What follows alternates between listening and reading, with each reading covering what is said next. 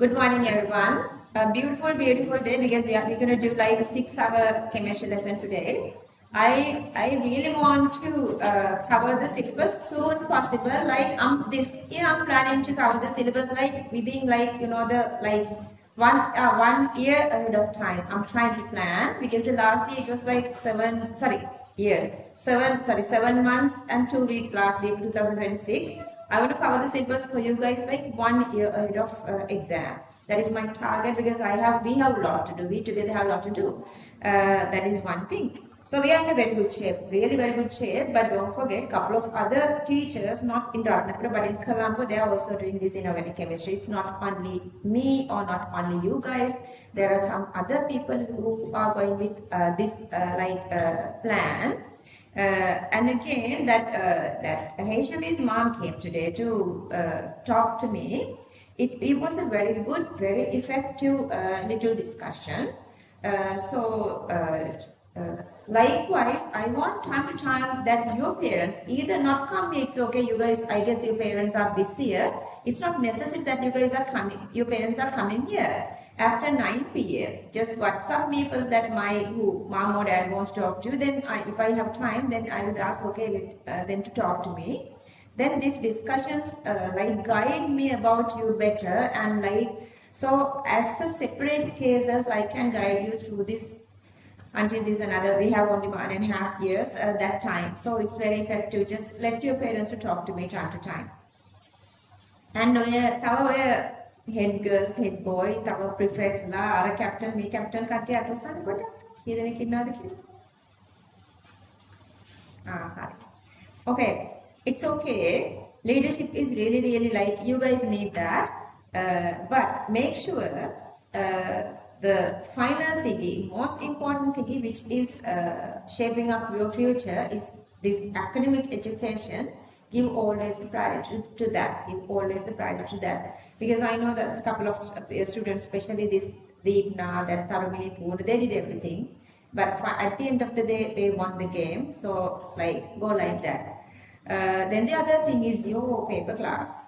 And today itself, I exactly knew what are the reasons that a couple of you raised your hand if you are not going to the paper class. For a couple of days that you are not going to the paper class. Okay, so there are a couple of these issues in the paper class, but coming through that paper class. So just maximum, I want you guys to participate there to the paper class. Whatever, if you, let's say that you don't have enough time to write things, just listen. Then I'll ask her to give you guys ahead of time, I asked you her to give you guys a marking scheme of your paper, whatever the paper she is giving. It is really effective. So I want you guys to go that nicely, smoothly with the paper class. And then another happy something. කියන්නද මගේ happy news එකක් ඔයගලන්ට. අපිට තියෙනවා vacation days, holidays. 13th February to 3rd March. 13th February to 3rd March. නේද? happy නේද? ඉතින් ඔයගලන් වැඩි grand එකට එද්දී ඔයගලන් වැඩි happy නේ. මේ මාර්ක දාලා තියෙන එක ඉවරක් කරලා ඉස්සෙල්ලා. Okay, let's just give me a second that I'm sending this link to Imarka. Yeah. Okay, so 13th, 14th, 15th, 16th, 17th, 18th. 18th is Wednesday. 25th is Wednesday. 2 days. We have only 2 days. Because 4th is it a school day, the 4th? 4th March is a school day.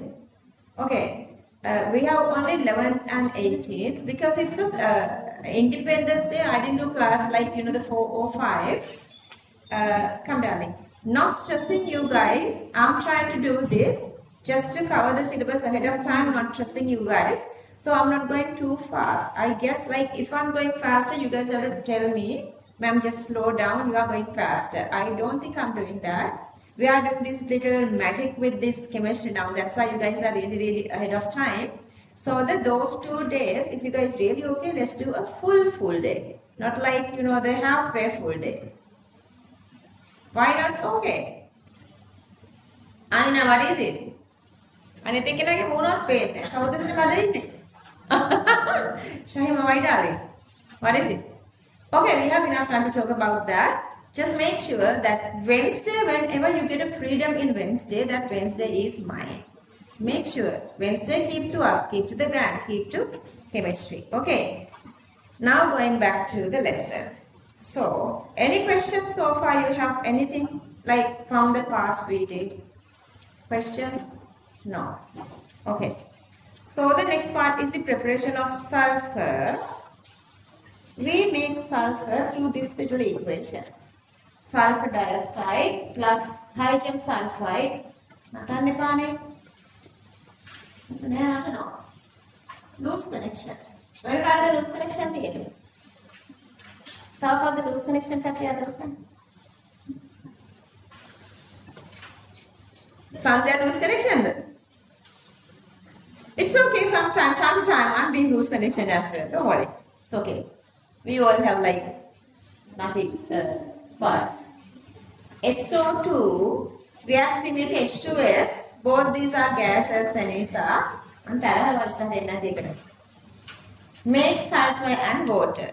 But SO2 is not a very initial precursor of the raw material. How do you get SO2? By burning sulfur containing ores. There are volcanic eruption ores which is consisting sulfur. When you burn them, you are getting SO2. When you are adding acid to metal sulfide means S2 minus, to any carbonate, when you add an acid, what would you get? What is the gas releasing? Carbon dioxide. Sulfide, sulfur dioxide. Sulfate, sulfur dioxide. Nitrite, nitrogen dioxide. Anything exam 1% ready, anyway, 0.1% ready, better than 26, I guess. So, example, so sulfide water, when you are adding acid, it is releasing H2S. When you are reacting SO2 and H2S, it is producing sulfur. This reaction is a very frequent. I hear voices. This reaction is very, very frequently using equation, okay? And in the laboratory, see, any thiosulfate, any ethyl acid, I hear voices. Any thiosulfate, any acid releasing SO2C, I told you guys, but here at the same time, thiosulfate plus H plus, it's also depositing sulfur. So we are using the same reaction for the production of sulfur, later for the production of SO2 as well. Okay. So the topic is preparation of sulfur. Let's read. Prepared commercially by mixing SO2 gas. So let's see how SO2 is producing, which is formed by roasting sulfur containing ore. Okay, by that SO2. H2S, which is formed by adding a dilute acid to metal sulfide, by that H2S. Try to memorize. Memory is the most challenging part for inorganic chemistry. Formed aqueous suspension should be filtered and pressed, because sulfur here comes with water. You're going to separately filter and then press to remove sulfur to get sulfur. Okay, in the lab, sulfur can be prepared by adding a dilute acid to sodium thiosulfate. Okay, let's copy this little part. Online kids, just WhatsApp me if you have any issue. Users, manufacture of sulfuric acid. We're going to do this in a bit, and very descriptively under unit 14 we are doing this part. And then make fungicides and make medicines. Okay, these two, fungicides and medicines, sulfur evidence every day. Maybe your parents are forcing you guys to eat this food. What are those? Radish, broccoli, cabbage. Do you like to eat them? රාග්‍යම කනාස නෑ නේද? අනිසකසසයි. It's a good thingy because it's improve your immunity because those are coming with sulfur. That's why those are stinky. What's sulfur? H2S. What is the smell of H2S? Kunubitara. That's why, like even when fried rice is making with extra cabbage, like if you keep it outside, it stale very easily. That's because it has sulfur. So just try to have, those are really like healthy food, that cabbage family food. Okay, so that sulfur is also using as fungicides and medicines because this is sulfonamide is antibacterial. That's an antibacterial.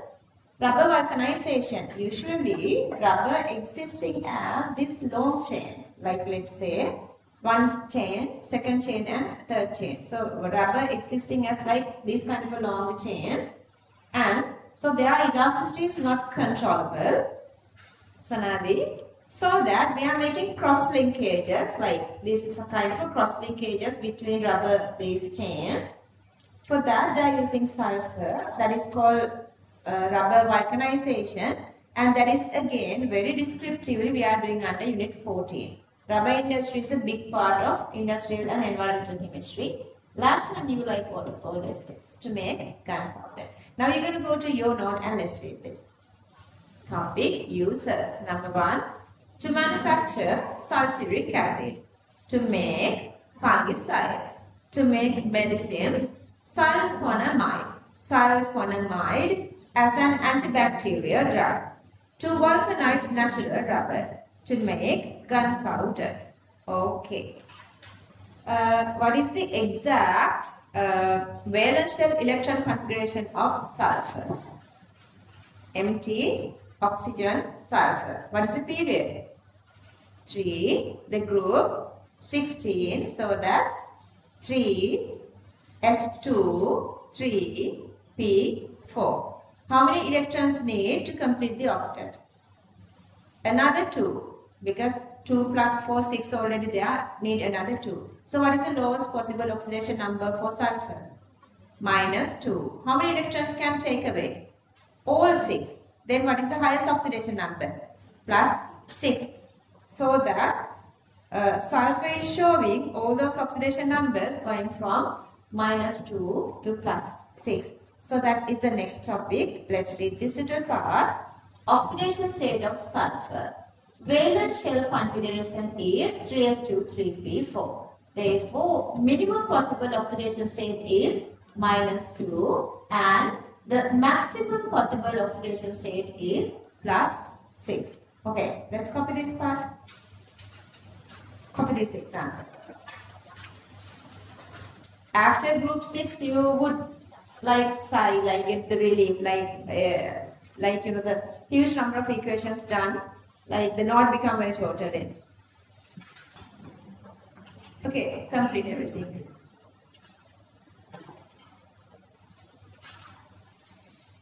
Okay, chemical properties of sulfur. Oxidation number is 0, so that it can go minimum to -2, maximum to +6.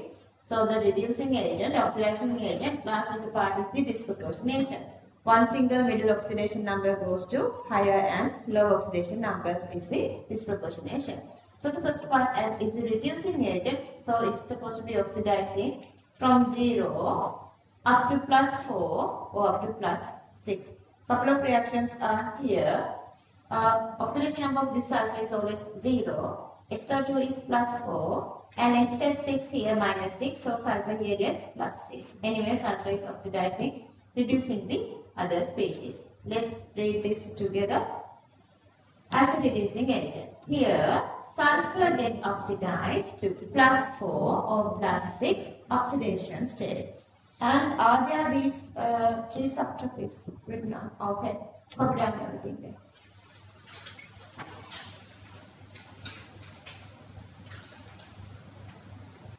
We are doing classes on Wednesday whenever you are getting a free time. Just let them know that ahead of time.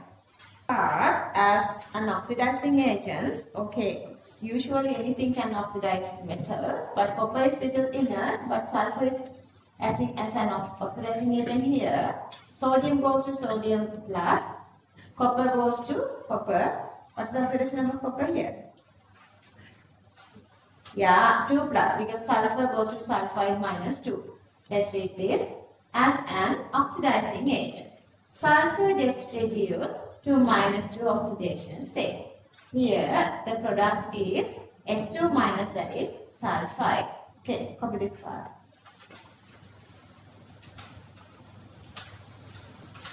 So the next part is the disproportionation. Here, disproportionation reactions goes with sodium hydroxide, sulfur 0 oxidation number, going lower minus 2, sulfide, going higher, thiosulfate, that is plus 2. Let's read this. Topic number 3, disproportionation.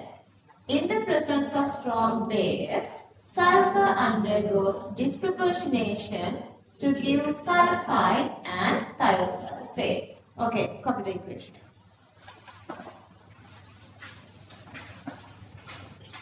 Part is the oxide. There are two oxides, SO2 and SO3. And SO2, this is the lowest. Why hybridization is sp2? Who's participating for hybridization? Sigma and lone pairs. Then how many sigmas are here? 2 sigmas. Okay, one is pi sigma, pi 1 sigma. So 2 sigmas and this lone pairs sp2. Why bent? What is the electron pair geometry? Trigger and planar. One become lone pair, so the shape become bent. Okay. Just want to make sure that you guys understood nicely. Copy this little thinking.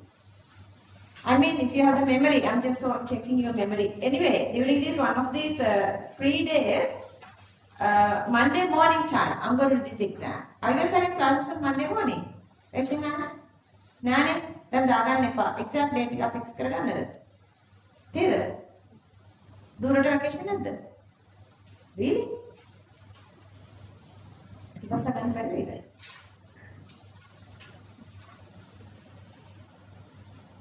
So this is SO2.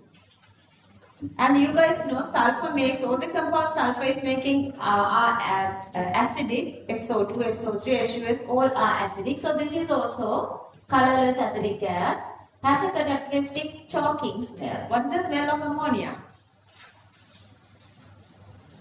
Pungent, pungent. And this is choking, like you are getting choking, you feel like you can't breathe. What's the smell of H2S? Kunvitara. Kunvitara. You never forget that. Rotten smell. Kunvitara. Denser than water, water solubility is high. Online thing, ඉස්සර මම ජපන campus එකේ ඩෙමොන්ස්ට්‍රේට් කාලේ ඊට කලින් තව දෙයක් කියන්නද මම දන්න එක දුවෙක් මේ මගේ ළඟම හිටපු දුවෙක් බැංක් එකක ජොබ් එකට ගිහිල්ලා එක වීක් එකයි හිටියේ ගෙදර ආවා මට බෑ කියලායි කියලා අනේ මට බෑ යන්න හැමෝම මගෙන් වැඩ ගන්නවා මම හරියට ඉතින් සර්වර්ට වගේ කිව්වා ඔයගලන්ට පිළිච එක වෙන්නේ ඕකමයි. Like without any experience, if you are going to some sort of a career, ඒගොල්ලෝ ඒකේ තියෙන big දේ ඔයගලන්ට දෙන්නේ නැහැ. So මට මම campus එකේ lecturer, demonstrator නෙමෙයි lecturer කාර මට first ම හම්බෙච්ච එක experience එකක් තමයි. There were like I guess 350 students. මම ඒගොල්ලන්ට exam එකක් design කරලා ඒකට reagents හදන්න ඕනේ. ඒතර big amount of reagents හදන්න ඕනේ තනියම. So the very first time I did, I was like little like nervous and panicking and everything, but I managed. ඒතකොට දොරවල් ඔක්කොම ලොක් කරගෙන I had to do it all by myself because lab assistants කවත් ගන්නෙ නෑ මොකද කාගෙන් හරි ඒගොල්ලෝ ගමන්වනේ කොච්චර යනවනේ boys ලා දන්නේ නැද්ද අයියේ මොනවද හදපු reagents කියලා කිව්වොත් එහෙම මල්ලි උනේ potassium permanganate අදුවේ කියලා ඒගොල්ලෝ දන්නවා couple of experiments we have potassium permanganate so අපි ඒක හොඳට බලාගෙන යනවා කියලා එහෙම නිසා so මම නම් ඒගොල්ලෝ කාටවත් ගන්න මම තනියම කරන්නේ so මගේම අක්කිටෝයි So the very first days, then I work at the Coco Mari, Manku, I think Mama Kare, lab assistant job, like a monkey cell of Kare, reagents are the baker. University lecture connecting, you are in a harness lecture, then I find it. But starting at the ඊටත් පහලින් ගත්තා. ඒ කියන්නේ දැන් අපි ඩෙමොන්ස්ට්‍රේට් කාලේ ඊටත් වඩා පහලින් හදනින් අපිට හදෙමු ගන්න. ඊට පස්සේ ලෝයි කෙනෙක් වුණා මගේ අක්කී ලෝයි කෙනෙක් වෙලා එයාගේ apprenticing කියලා 1 year they have this practice. The very first days what she was done was she was carrying the files of her super senior sir office එකේ කායකින් office එකට සර්ගේ files ටික ඇත්ත. ඒක තමයි very first days එයා කරලා තියෙන්නේ. මම යාට ඒක කිව්වා අනේ ඒක එහෙම තමයි අර high flying careers හැම එකක්ම start එක low ගත්තේ නැත්නම් ඔන්න ඒක පාර්ට් එකක්. ඔන්න ඉතින් ඔය demonstrate කාර්ය ඔයගොල්ලන්ගේ මම ඊයේ තමයි yesterday I knew that you guys don't have this fume cupboard at your schools. නැත්නම් එහෙම එකක්. තේනවද? Like a separate place that when we were doing this nitrogen, I was showing this fume cupboard that has this facility of filling with nitrogen, the sealed one. Even if it is not sealing, do you have in Lysingham? Like අර ඔයගලගේ ගෙවල් වල තියෙන ස්ටෝව් එකට උඩින් අර exhaust fan එකක් button එක press කරාම මේකෙන් අර ගඳ දේවල් ඔක්කොම ඒකට යන්න එළියට ගඳ එන්නේ නැති වෙන්න. ඒකකට glass එකක් දාලා තියෙනවා වගේ කියන තැනක that actually is a fume cupboard. So when you are doing some kind of these like harmful or stinky or what sort of experiments you are doing inside that, they have this sort of a little stronger exhaust fan, so they are extracting all these like gases and everything out. Well, we have this experiment which is called that under H2S, under this unit we're going to do that.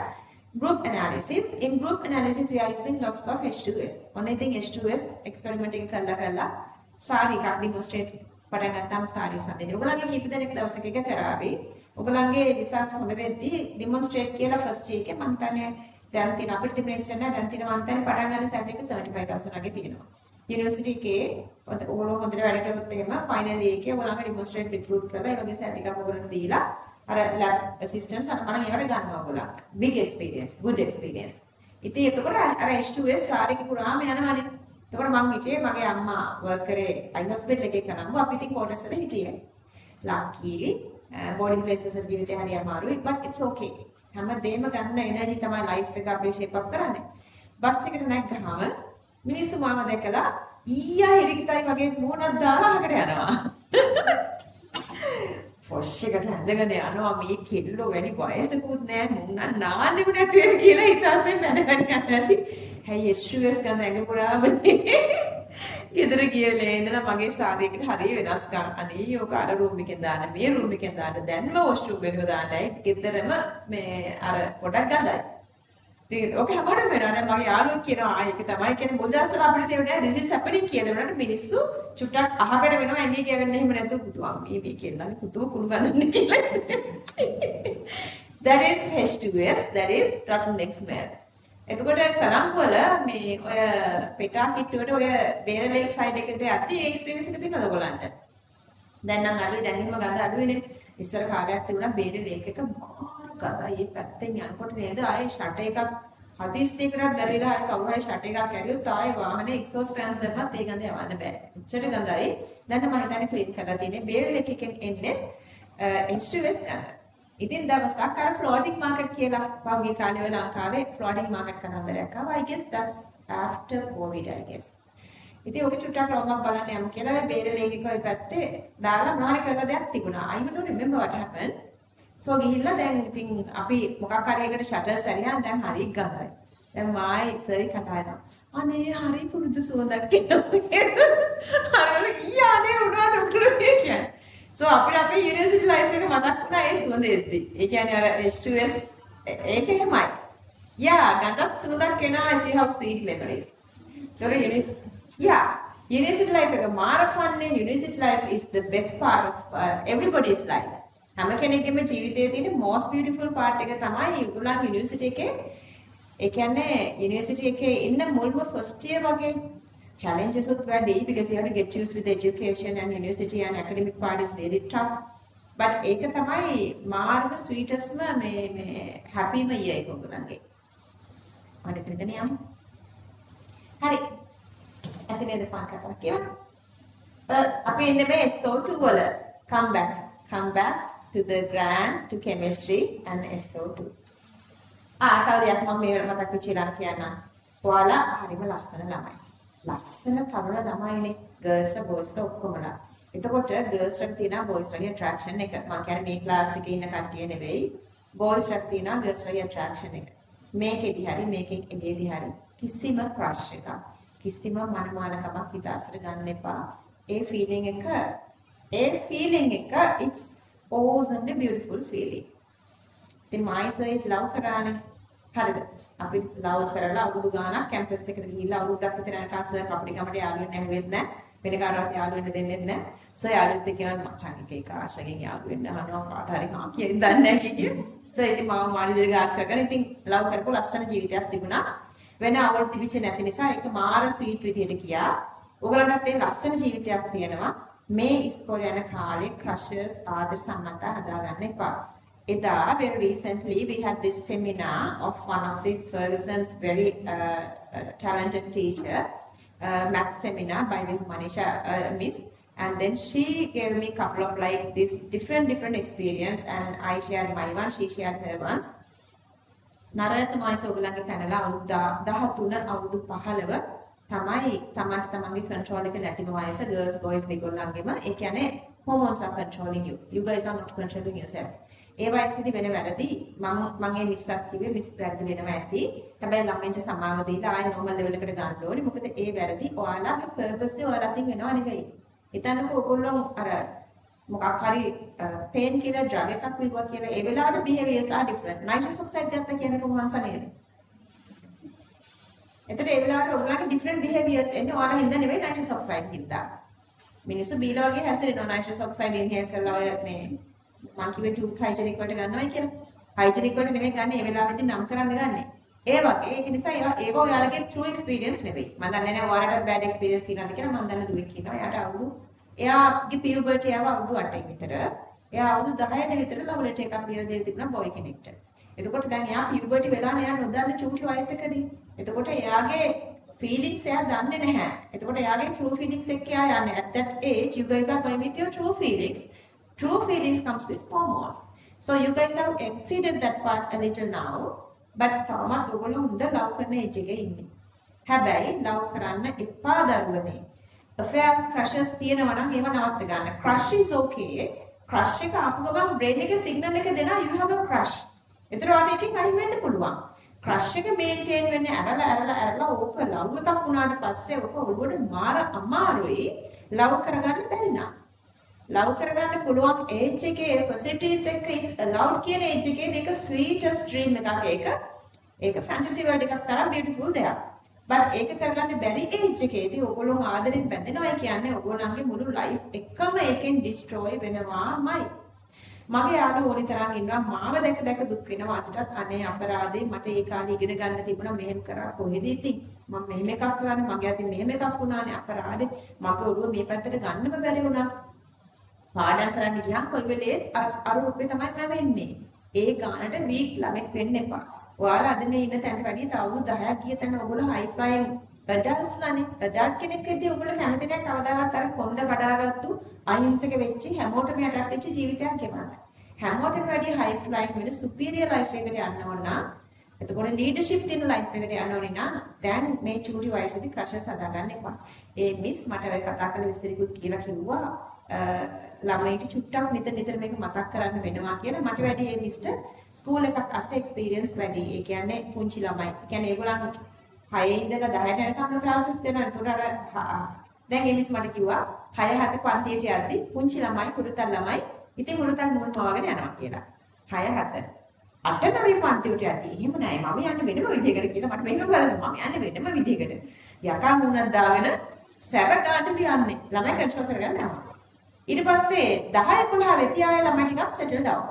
Advance level එකේ ඊටත් වැඩි settle down. බයි ඔයගොල්ලෝ එන්න චුටි ස්ටබර්න් වෙනවා. ඒ ස්ටබර්න්ස් එක තියාගෙන එතෙන්ට මම කියන්නේ ලව් කරන එක වැරදි කියලා නෙවෙයි. මම කියන්නේ ඔයගොල්ලෝ ලව් කරොත් තව අවුරුදු එකමාරයි මේ කාලෙදී ගත යුත්තේ නැති වෙනවා. ඔයගොල්ලෝ මැනික් වගේ, ඩයමන්ඩ් වගේ. හැබැයි කට් පොලිෂ් කරලා නැහැ. ඔයගොල්ලන් කට් පොලිෂ් කරපු දිස්නේ ලෝකයේ දකින්නේ ඔයගොල්ලන්ගේ ඇඩ්වාන්ස් ලෙවල් රිසල්ට්ස් එන දවසේදී. එතෙන්ට යන ඒ හැපිනස් එක තියාගන්න වැඩි පාරේ නෙදී ඉන්නවයි කියන ඩිටර්මිනේෂන් එක ඔළුවට ගන්න ඕනේ. කාලේ හරි වැඩක් දැකලා මේ කියනවා නෙවෙයි. වරදින්න කලින් මට මේ ආයසරක් කතා කරන්න ඕනේ කියලා හිතුණා. ඔයාලත් යනවා ඒක හදන්නත් ඕනේ ඔයාලා. A colorless acidic gas has a characteristic choking smell. Denser than water, water solubility is high. Okay, read it fast. A colorless acidic gas has a characteristic chalking smell, denser than water. Water solubility is high.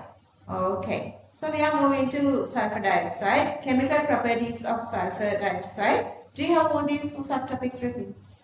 Okay, so sulfur dioxide again, sulfur oxidation number is +4. So oxidizing reducing is there, and SO2 is making this H2SO3 sulfurous weak acid, 2 hydrogen diprotic weak acid. So that SO2 also having acidic properties. Another little special part of SO2 is it has this bleaching action. That is, it can decolorize color substrates. Let's say flower petal, so it can decolorize, let's say a red rose petal, it can decolorize red rose to from pink, from red to lighter pink. You may do these experiments at school, like you know the SO2 වලට hall කරන එක Nestle කතන්දරේ. Nestle මොකටද ගන්නෙ?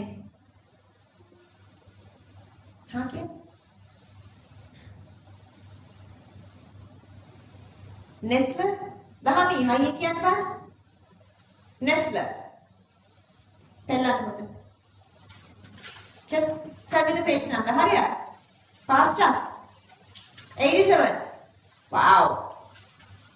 Wow. Impressive. Found it. What is it? Identification of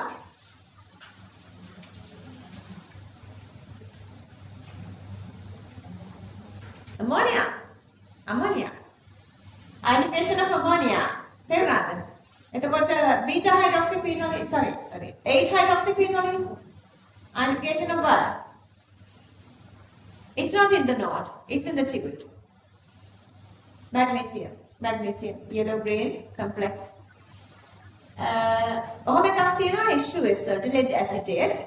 Beta එතකොට Nestle ඔය ටික ඒ words you can like make a little separate short note for those. Okay, so that bleaching action is again as an identification test for SO2. Okay, the very first part is the acidity. So when you dissolve this in water, this is producing this weak acid, sulfurous acid. Since this is acidic, this is reacting with bases. Okay, when base amount of base is lower, this is converting halfway, so that SO2 is producing bisulfide. But when you have enough hydroxide, reaction goes fully. Both these are salts, okay? So reaction goes fully to convert SO2 to sodium sulfide. Sodium bisulfide and sodium sulfide. Easy peasy lemons, please. Okay, let's read together. Acidity. When this is dissolved in water, sulfurous acid is formed, which is a weak acid. Also reacts with bases to form salts. Okay, fill this. Sulfide -2. So sulfur cannot go as -3 and -4, taking more electrons. So make up a oxidize. Yeah.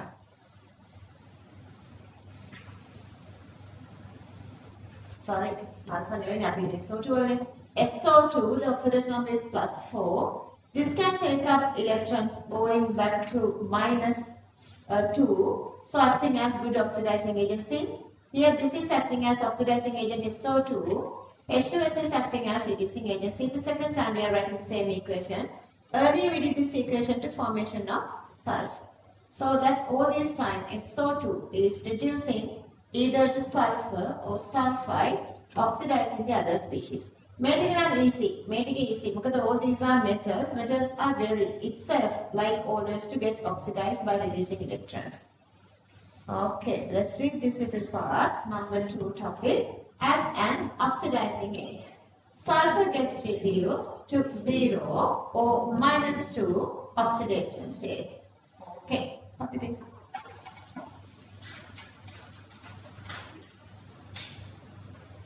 Altogether, 8 equations. Copy the last one. Colors are not necessary here, but you guys have to memorize colors for other incidences.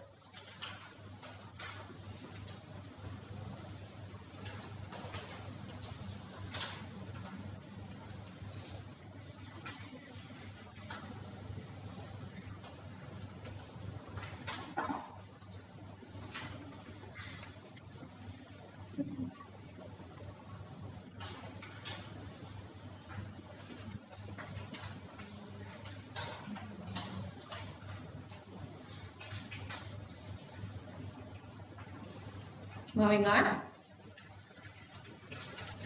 Okay. So the third topic is as a reducing agent, but itself SO2 is not a good reducing agent. Who's get reduced here? What is getting reducing here? Who gets reduced? SO2 is reducing oxygen from 0 to -2. But this is not an easy process. Like itself SO2 is not a good reducing agent. So they have to provide very high temperature as high as 450, but still not effective, so that they are using V2O5 catalyst. But when you dissolve this in water, when you dissolve SO2 in water or maybe any dill acid, so this reduction is easier. Mn plus 7 reducing very easily to +2, oxidizing SO4 plus 4, SO2 plus 4 to SO4 plus 6. What is the oxidation number of this chromium here? 0.26 minus, sorry, 0.28 minus 2 is 6 plus 6 plus 6. What's the oxidation number of here? 7 into 2 minus 2 divided by 2. Are you guys following me? 7 into 2 minus 2 divided by 2. That's again plus 6. Okay, plus 6. What's the oxidation number of this chromium here? Sonali. What is the charge of sulfate part? SO4, 2 minus. That 2 is here. Then what's supposed to be this one? This is the charge of chromium. So it's plus 3. Plus unit 3, we did under unit 3. Here again plus 3. So plus 7 to plus 2, plus 6, both these to plus 3. So reducing very easily by SO2. Remember, these are the strongest oxidizing agents in inorganic chemistry coming from D block elements. This is the strongest one. We're going to do this under this unit. Same unit we are doing this later. So these are the stronger oxidizing agents. They always oxidize the other species. That is the way you are memorizing this later. But under the topic of SO2 we are talking about, SO2 is acting as a reducing agent here. But what really happened is, these are acting as good oxidizing agents. So these are oxidizing SO2 to SO4 2 minus. That is what really happening. Okay. It was the lead plus 4 and then plus 2. For usually, iron has like couple of variable oxidation states, but most famous are Fe2 plus and Fe3 plus.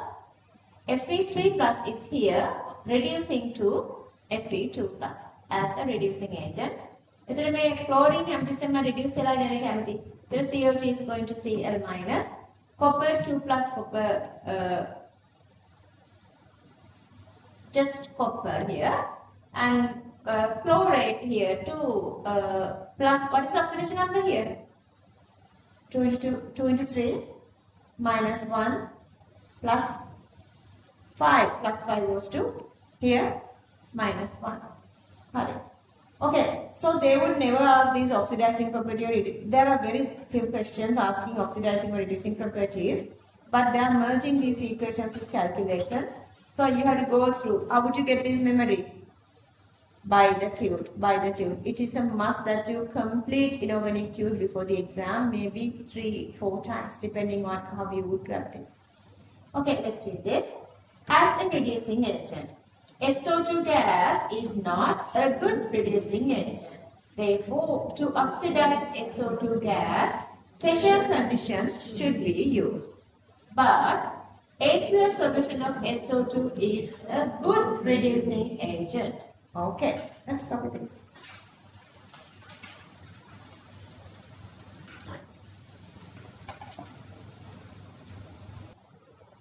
Okay, copy equations.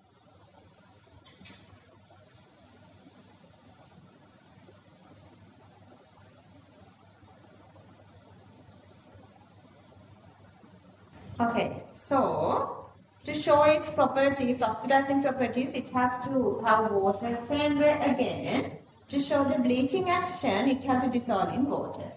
SO2 dissolved in water to produce H2SO3. We have written this equation again, sulfurous acid, weak acid. That weak acid again dissolved in water and react with water to oxidize sulfuric, which is a strong acid. But the part we need is not the sulfuric acid. In the presence of water, when it is oxidizing through the process, it is also making atomic hydrogen. Atomic hydrogen is really unstable. It has its own electron with it, so that it is oxidizing to produce H plus, and this electron is releasing. This released electron is then reduced any substrate it is contacting with. Okay, let's say this is a flower petal. So this electron is accepted by the flower petal, converting to its reduced state. Its oxidized state has some sort of a color. During its reduction, color is fading away. So that is called the bleaching. What is happening here? SO2 with water giving H2SO3 sulfurous weak acid that oxidizes further with water to produce sulfuric plus atomic hydrogen. That atomic hydrogen, since it's unstable, releases electrons away. That electrons are accepted by any other substrate which is close by, and that substrate is reducing. Oxidized substrate is having a color, but once it reduces, color is not there. Understood? Okay. So this is a reduction process. SO2 is oxidizing while the substrate is reducing. These three, all these three together, if you want, you can write it this way. SO2 plus H2O gives SO2 minus plus 4H plus 2 electrons. Those electrons reduce the substrate to give the bleaching effect. Let's read. Topic number 4. As a bleaching agent. Let's read together. This is a temporary. Marikan banna. Megulanta I water නැති කළා surface එක dry වෙද්දී මේක reverse වෙනවා. So that we call it a temporary bleaching. Okay. This is a temporary bleaching action. Once the surface dries, the color is re-established. The bleaching action of SO2 occurs in aqueous medium. When it gets dissolved in water, H2SO3 sulfurous acid is formed. It gets dissolved in excess water to form H2SO4, sulfuric acid and atomic hydrogen. When atomic hydrogen undergoes oxidation, the colored substance, a compound, undergoes reduction. Therefore, during this bleaching action, SO2 acts as a reducing agent. It reduces the surface. Okay. Fill this, copy this. Read this, you're going to look at your note. This is a temporary bleaching action.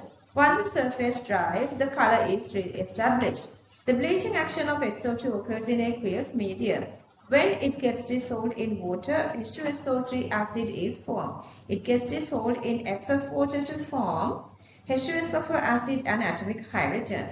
When atomic hydrogen undergoes oxidation, the colored compound undergoes reduction. Therefore, during this bleaching action, SO2 acts as a reducing agent. එච්චර fast වෙන්න. එච්චර easily brand එකට absorb වෙන ගානට ඔයගොල්ලන්ගේ improvement එක හදාගන්න. Okay, copy this. If you guys are writing this equation, use another color. Use another color if you guys are writing this equation. But I suggest you guys for the exam, you have to write these steps separately. If they give this equation, you're supposed to know that. But when you are writing, write this descriptively. Chemistry is always that they are going with separate steps. Don't forget that.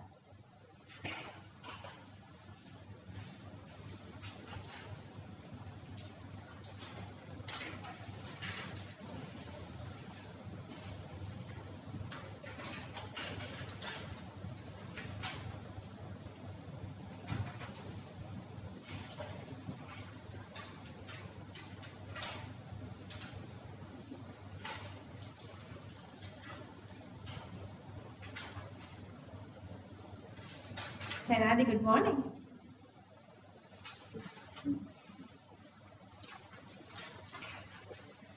දැන් මට වැඩිම බලන්න වෙනනේ ඔයගොල්ලෝ මේ මේකේ වැඩ නටන්න පටන් ගත්තා. අඩු කරගන්නකො ලකුණු. සෙනෙස. Get me, are you back in track? Extra activities කරනවා නම් මට කියන්න. එතකොට මට ඔයගලන්ට දෙන්න තියෙන පාත් එක චුට්ටක් වෙනස්. When you guys are doing other extra activities, the path you're supposed to go is like little more intensely. You have to go. Like, just let me know if you are doing something extra. I'm moving on. Okay, preparation of SO2. SO2 prepare and we did this earlier. How? Sulfur hadadi we reacted SO2 and H2S to produce sulfur. How did you produce SO2? By roasting or burning. Yeah, sulfur containing ores. That is the exact same method here. And in the lab, you can use different methods. Okay. See, sulfite or bisulfite adding NaDyl acid. And metal adding conc acid. Here the metal we are taking copper. Usually copper doesn't react with dilyl acid. Copper with conc H2SO4. And non-metal with a non-metal is sulfamide. So this non-metal with sulfuric. And the last one we did earlier, thiosulfate with NaDyl acid releasing SO2. Earlier we did the same reaction for the production of sulfur. Okay, let's read this one. Preparation of SO2. SO2 is prepared commercially by roasting sulfur ore or sulfur containing metal ore. අර කලින් එකමයි කලින් SO2 අපි produce කරේ sulfur හදද්දී එකමයි.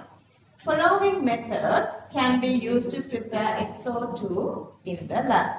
Number 1, by adding dilyl acid to metal sulfide or bisulfite. These are dilyl acids. This is metal sulfide. These two are metal bisulfides. Number 2, by reacting metals with conc H2SO4 acid. Here the metal is copper. With conc sulfuric, it is producing SO2. Number 3, by heating non-metals with conc sulfuric acid. Non-metal is sulfur. With sulfuric, it's also producing SO2. Fourth one is familiar. By adding a dilute acid to metal thiosulfate, that's also producing SO2 gas. Okay, fill this.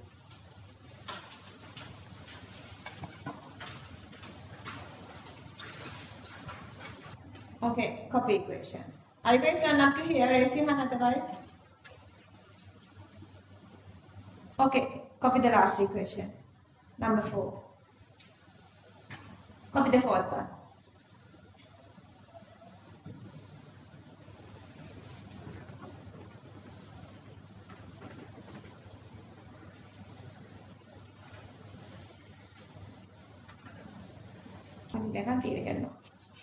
Uses of SO2 again, manufacture of sulfuric, and the bleaching action. Yeah, bleaching action is temporary, but using fixative agents, we can make it permanent. And then to make metal sulfide, we are also using SO2. Look at your note and read your note. Uses of SO2. Number 1, to manufacture H2SO4. Number 2, as a bleaching agent in silk and paper industry. Number 3, to make metal sulfides. Okay, on the one identification sticker. But, okay, let's go one by one. මේ පළවෙනි දෙන්න ගන්නේ වෙන දෙයක් ගන්න නැත්තම් හරි අනිත් options ඔක්කොම same හරි avoid කරලා තිබුණොත් හරි other than chemical reactions වගේ දීලා තිබුණොත් otherwise you are not using these two. Anyway, these two are again standard identification test. Okay, identification of SO2, the very first one is their smell. Suffocating smell. Let's say by the smell, if they ask you to identify something, suffocating, rotten egg, pungent, strong, fishy. So we have different smells. Okay, so the second one is again this bleaching action. Pass through the wet flower, petal, it is going through the bleaching. And about මේවා අපි reactions වලට කිව්වනේ. Permanganate SO2, Mn2 plus and SO4 2 minus. Dichromate SO2, SO4 2 minus and Cr3 plus. So, this is the equations of the but here we are not going through this underlying story, we are only going with these colors. What are the color changes? Going from potassium permanganate to Mn2 plus, going from purple to colorless. When you are passing SO2 gas through potassium permanganate, it decolorises from purple to colorless. And when you are passing sulfur dioxide through potassium dichromate, color changes from orange to grey. Make a chromate, you know. What's the chromate color? Yellow. Yellow to green then. Yellow to green. One chuti. Sort of a little complicated part. Focus well. This is called potassium ferricyanide. Read it. Potassium ferricyanide. Okay. Okay. This comes under last part of this unit. It's in your note. Don't turn pages now. Last part of your inorganic chemistry. This is a perfect, very perfect, extremely perfect note. You have everything inside. There are these reactions to identify 20 cations and 12 anions. In there, this comes again. For now, let's just get the idea, okay? This comes again. Potassium ferricyanide with Fe2 plus, ferrous. Potassium ferricyanide with Fe2 plus, it shows a reaction to produce this compound. Potassium ferricyanide, originally its color is red. When this red color potassium ferricyanide reacting with ferrous, it gives the color blue, this ferricyanide, you don't want the name.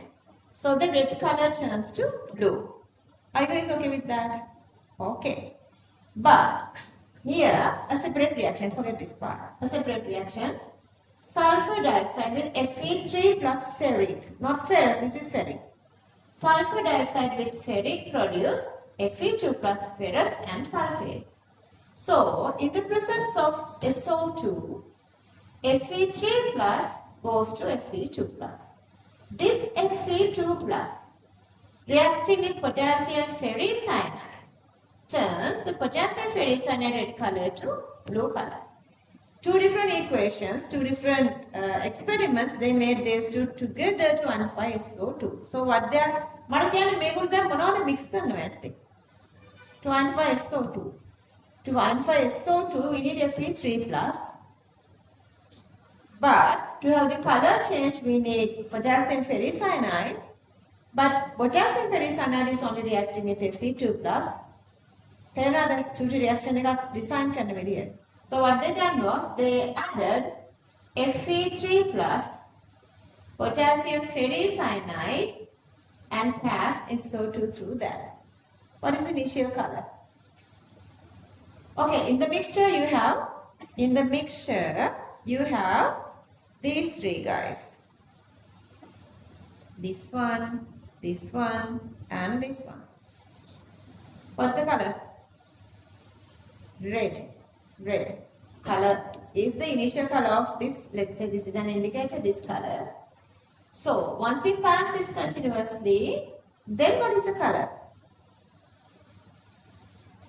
That color actually is blue. Why? In the medium, you are making this one. Because you have SO2 and Fe2 plus.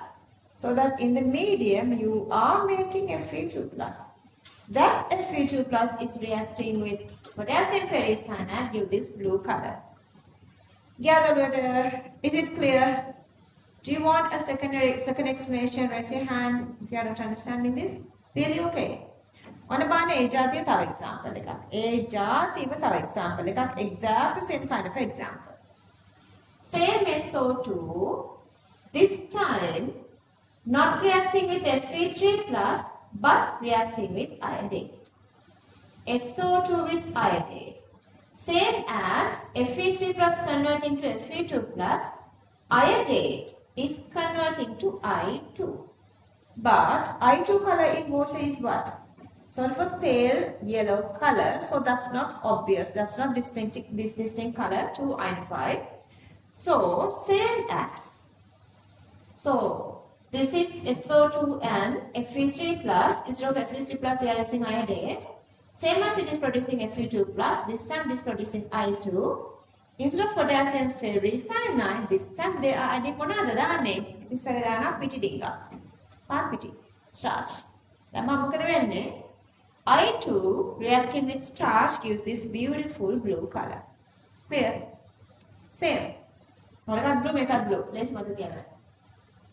SO2 Fe3 plus and potassium ferricyanide gives blue color. SO2 iodate plus starch again gives blue color. क्या complicated. So I'm just keep saying yes. When something is complicated, when something is you need a better focus, I would explain it very slowly and repetitively. Otherwise, we are just going smoothly. Okay, make a lazy banana. Make a Br2SO2 reaction. What's the color of original color of Br2? That is reddish brown. Br minus color. There is no color, colorless. So when you pass SO2 and Br2 together, when you pass SO2 through Br2 liquid, the color of reddish brown Br2 converts to colorless Br minus. So that is another identification test. So there are altogether 7 identification tests.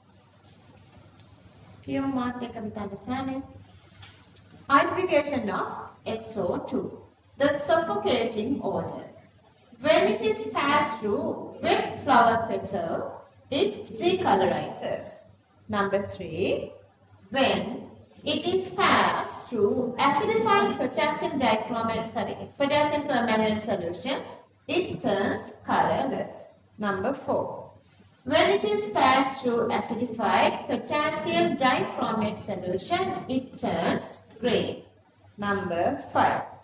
When it is passed through a mixture of potassium ferricyanide, that is this, potassium ferricyanide, the color is red, and ferric chloride, that is this, ferric chloride. It turns blue color. Ferric reacting with SO2 converted to Fe2 plus, that Fe2 plus reacting with ferricyanide to give its red color to blue. Okay, number 6. When it is passed through a mixture of potassium iodate, and that is this potassium iodate, and starch solution, it turns blue. Iodate produced with SO2 iodine, that iodine with starch gives the blue color. Number 7. When it is passes through a bromate solution, it turns colorless. For the exam, you are writing the application test plus equation. Okay, I guess you guys are okay now. Okay, raise your hand if you need more explanation here. Okay, let's copy this.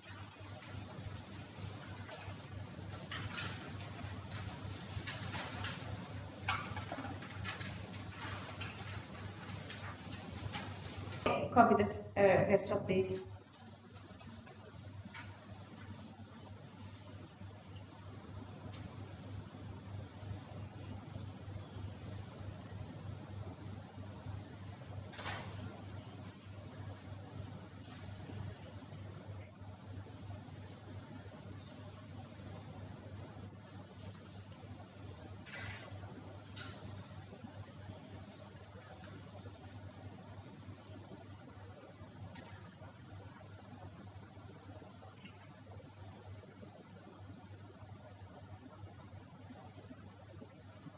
Everybody.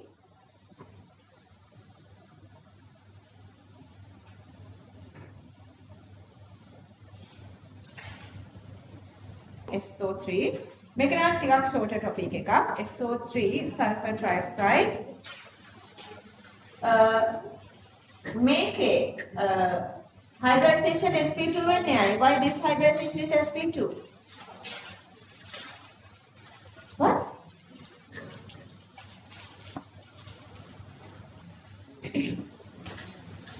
Tell me why this is sp2.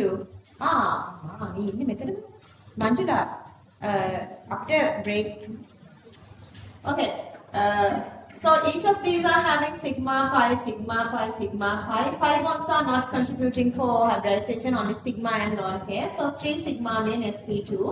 sp2 mean trigonal plane. Remember, this one is a solid at room temperature. SO3, remember, it is a solid. You can highlight this. So, high temperature gas, you guys know that by evaporating. Oxidation state of sulfur is plus 6. So that it cannot go as plus 7, plus 8, plus 9, so on. So, it cannot oxidize more acting as reducing agent.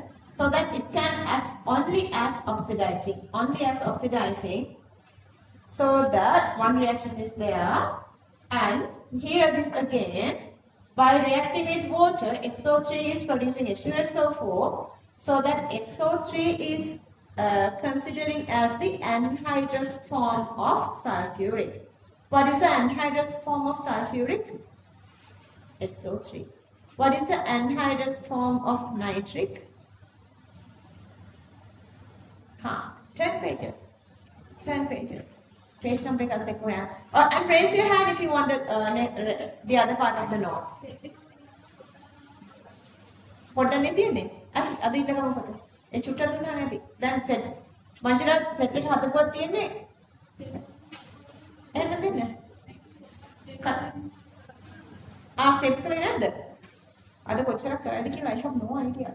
No, then he then other 150 with an atom.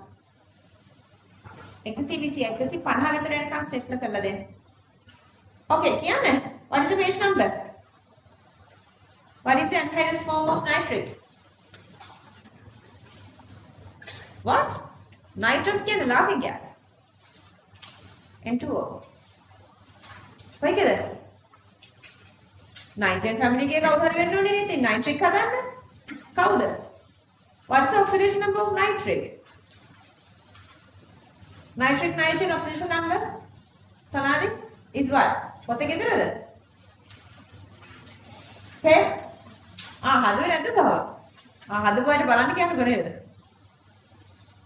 What is the page number? It's for me. What the page number? කීයද? ඔය list එකකුත් දීලා තියෙනවා ඊට පස්සේ page එකේ තියෙනවා. අර ලිස්ට් එකේ තියෙනවා මොකද? මොකද කියන්නේ ඔක්සයිඩ් එක? N2O5. N2O5. ඔක හොයාගත්ත පේජ් එක කියන්නේ 98 හා 89 හා 89 හා හොයන්න what? I mean බලන්න නැති අය 89 පේජ් එකේ මේ හින්ට් එකක් තියෙනවද? Good.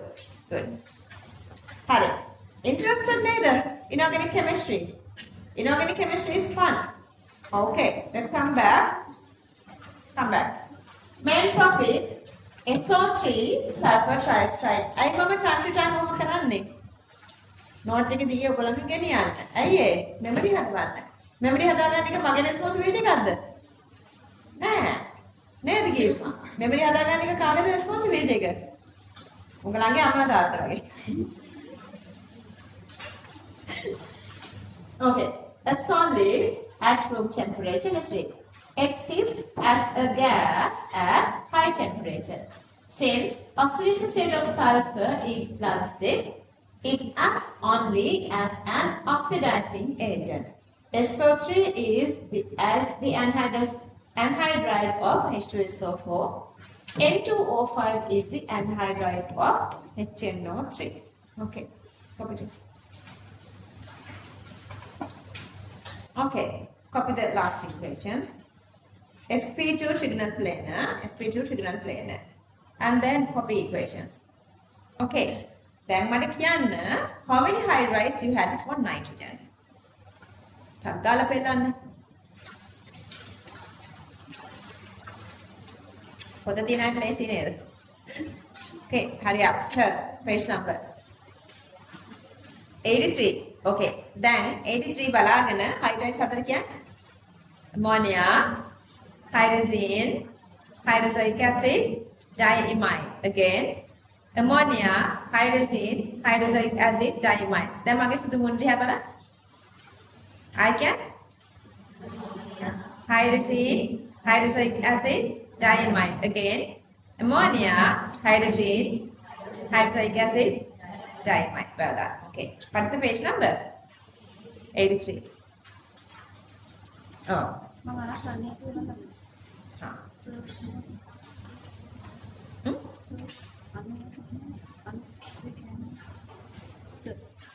යවන්න. ඒක අමතක වුණා මට. අමතක වුණාත් නෙමෙයි හදිසියට ආව අර කවුරුත් නැති නිසා.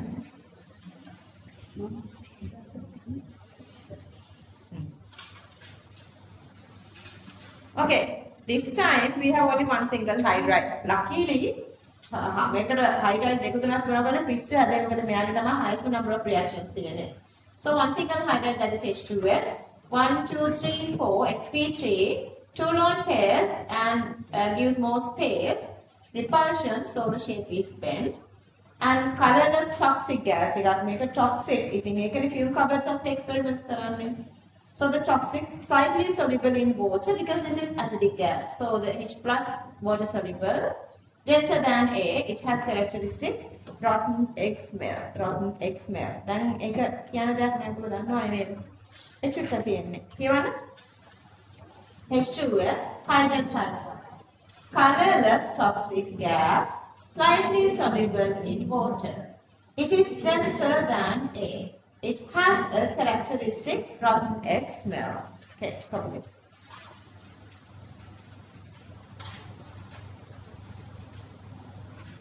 Colorless toxic gas, slightly soluble in water. It is denser than air. It has a characteristic rotten egg smell. You can highlight those. Formation of H2S again we did earlier, but that's for the formation of sulfur. But if you really make H2S, we are using another method here. We heat up the sulfur so that we are getting the molten sulfur. To liquefy sulfur, then we are passing H2 gas through that. Liquid sulfur, molten sulfur, we make that, then we are passing H2 gas through that to get H2S. And then inside the laboratory, sulfides. Iron sulfide, lead sulfide, both are sulfides. We can add either dill acid or conc acid. Iron sulfide, dill acid, H2S. Lead sulfide, conc acid, H2S. Those are the methods of preparation of H2S. Let's read topic. Formation of H2S. It is prepared commercially by passing H2 gas through molten sulfur. You are making the molten sulfur, passing H2 gas through that, you are making H2S gas. Following methods can be used to get H2S in the lab. Number 1, by adding a dill acid to metal sulfide. Metal sulfide is iron sulfide, dill acid is HCl here. Number 2, by adding conc or concentrated acid to metal sulfide.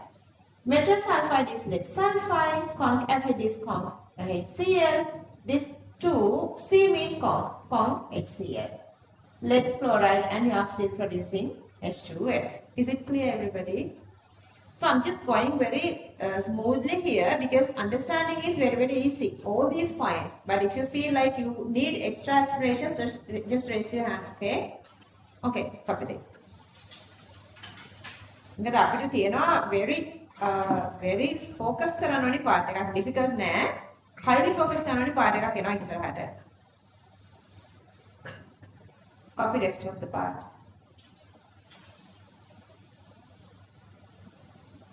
This is the thing here I told you guys. Uses of H2S, the very first one is the manufacture of sulfur. We did that earlier. To identify cations in group 2 and group 4 in group analysis. Group analysis is a bigger part that we are doing a part with inorganic chemistry, the rest of the part in equilibrium. It's a very longer topic. So let's not waste time on here. But since not to miss this with this normal periodic groups, group 1 to group 18, we are writing with this Arabic number. So that we are giving these Roman numbers here just to avoid the misunderstanding. So let's read. Uses of H2S. Number 1, To manufacture sulfur, number 2. To identify cations in group 2 and group 4 in group analysis. Group analysis කියන එක ඔයගොල්ලෝ හොඳට ඔලුවට දාගන්න ලස්සන pad එකක්. Okay, so the chemical properties of H2S, that's again acidity, reducing and oxidizing. Acidity, reducing, oxidizing. Acidity is same as by a carbonic acid. What is the carbonic acid? H2CO3. What are the two salts carbonic acid given? HCO3 minus. Then the other one, CO3, 2 minus. One hydrogen gets away from H2S, producing HS minus bisulfide. And then that hydrogen gotten away, so producing sulfide H2 minus. So stepwise dissociation and reversible arrows mean it's weaker. Since reducing 2 hydrogen, it's diprotic. And since again it is having this acidic nature, it also reacts with bases. Less base, less reaction or the partial neutralization. More base, complete neutralization. If this is completely neutralizing, see this one partially giving H plus away. HS minus gets sodium bisulfide. This one completely both hydrogens gotten away, sulfide making sodium sulfide. H2S less sodium hydroxide gives sodium bisulfide. H2S more base, more sodium hydroxide gives sodium sulfide. So it is reacting with bases because it is having acidic nature. Let's read this little part. Topic number 1, acidity, a weak diprotic acid. It also reacts with bases to form salts. Okay, copy this.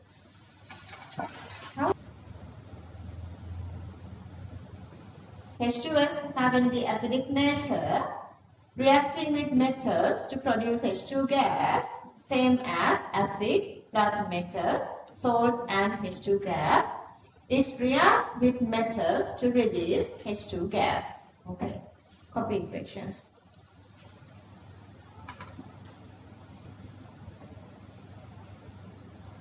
Let's give the break time until 10:50. So, yellow, brown, yellow. Yellow, brown, yellow colors. Colors are not important right on equations, but colors are important. Colors are important for the memory. You guys need colors. Yellow, brown, yellow. Excess. Starting from question number 25. Okay, let's read the question together.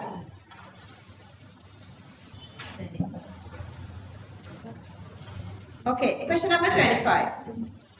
The most convenient method to prepare a reasonably pure solution of sodium hydroxide at home.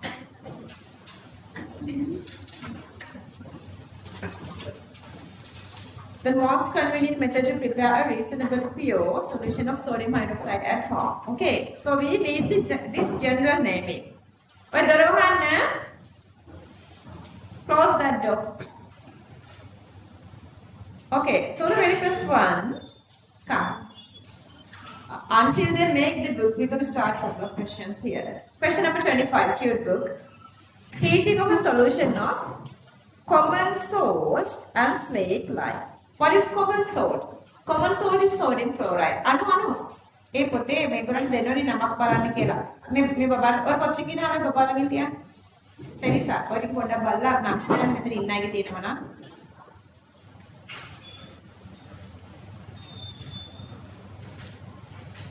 What is the name?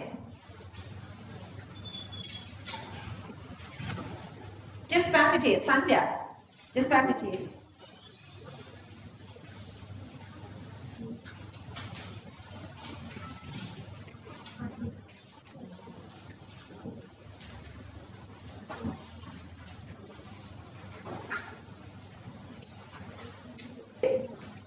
Common salt is sodium chloride.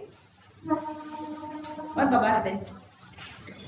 Slake lime is calcium hydroxide. So that sodium chloride and calcium hydroxide produce calcium chloride and sodium hydroxide. But the issue here, both are aqueous. so that PO1 is not accepting. It's hard then to separate. So we cannot go with the very first one. I'm moving to the second one then. Baking soda. Baking soda is sodium bicarbonate with slaked lime. Slaked lime again is calcium hydroxide. If you add these two together, again you are getting sodium hydroxide and calcium bicarbonate, and again both are aqueous. See, both these are aqueous. So how do you separate? So you cannot separate these two. So you cannot separate pure solution of sodium hydroxide. And then the number 3, washing soda and limestone. What is a washing soda? Washing soda is sodium carbonate. And then limestone means calcium carbonate. See, general naming, they were not given any of these chemical names. If you add these two together, there is no reaction. But still, since you are heating the medium, see heating. Heating can dissociate only calcium carbonate to produce calcium oxide and carbon dioxide. Group 1 carbonates are thermally stable. See how much knowledge just involving in one single question. So you are not getting sodium hydroxide there. And then the fourth one, electrolysis of common salt. Okay, common salt electrolysis කරනම මේකේ H plus OH minus separate වෙන්න පුළුවන්. But then it is okay to produce. Hydroxide can get to the medium, but then this sodium hydroxide again can react with Fe2 plus to precipitate as ferrous hydroxide. This has a dirty green color. We're going to do that later, dirty green. Anyway, so then the sodium hydroxide is again not existing as sodium hydroxide. It's depositing here. And then the last one, hitting the solution of washing soda. What is a washing soda? Washing soda again is sodium carbonate with, and then the next one is slaked lime, that is the calcium hydroxide. Washing soda, slaked lime. So double displacement, you are getting sodium hydroxide and calcium carbonate. C, we have sodium hydroxide. This is again solid. Group 2, all carbonates are solids. Or otherwise, let's say even if they give that, this is producing calcium oxide, carbon dioxide. Calcium oxide is also water insoluble. This is getting away from the medium. So the remaining is only sodium hydroxide. Most possible one, so that question number 25 to get pure sodium hydroxide is answer 5 this time.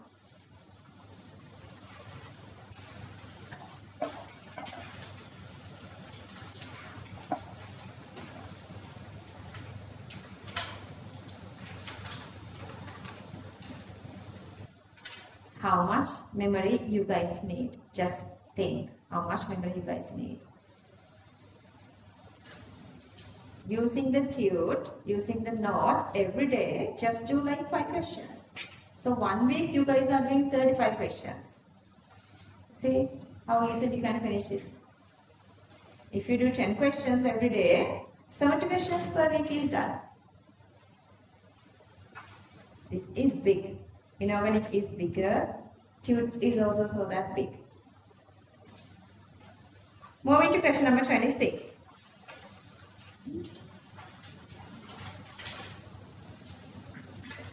Which of the following statement are correct regarding the S and P block elements? We almost done P block. We can answer these questions, I guess. The acidic character of oxides in a given period increases from left to right. Harine, metal, middle, non-metal. The covalent character of oxides in a given period increases from left to right. That's again true. Let me explain both these together, A and B. Electronegativity of element is increasing. Electronegativity difference of element is decreasing. Ionic character decreasing. Covalent character increasing. Also basic nature decreasing, acidic nature increasing. So both A, B are correct. C. Basic character of oxides decreases down the group. Down the group, what happens? If you go with one single group, always releasing of OH minus is easier. And also the metallic nature is easier, is increasing. Metallic nature increases, basic character increases. And then the fourth one, ionic character of oxides decreasing, wrong, it's increasing. This is also not decreasing, it's increasing. Electronegativity difference is high, ionic nature is so that high. Clear everybody? Okay, copy this down. Question number 26. A, B correct, answer 1.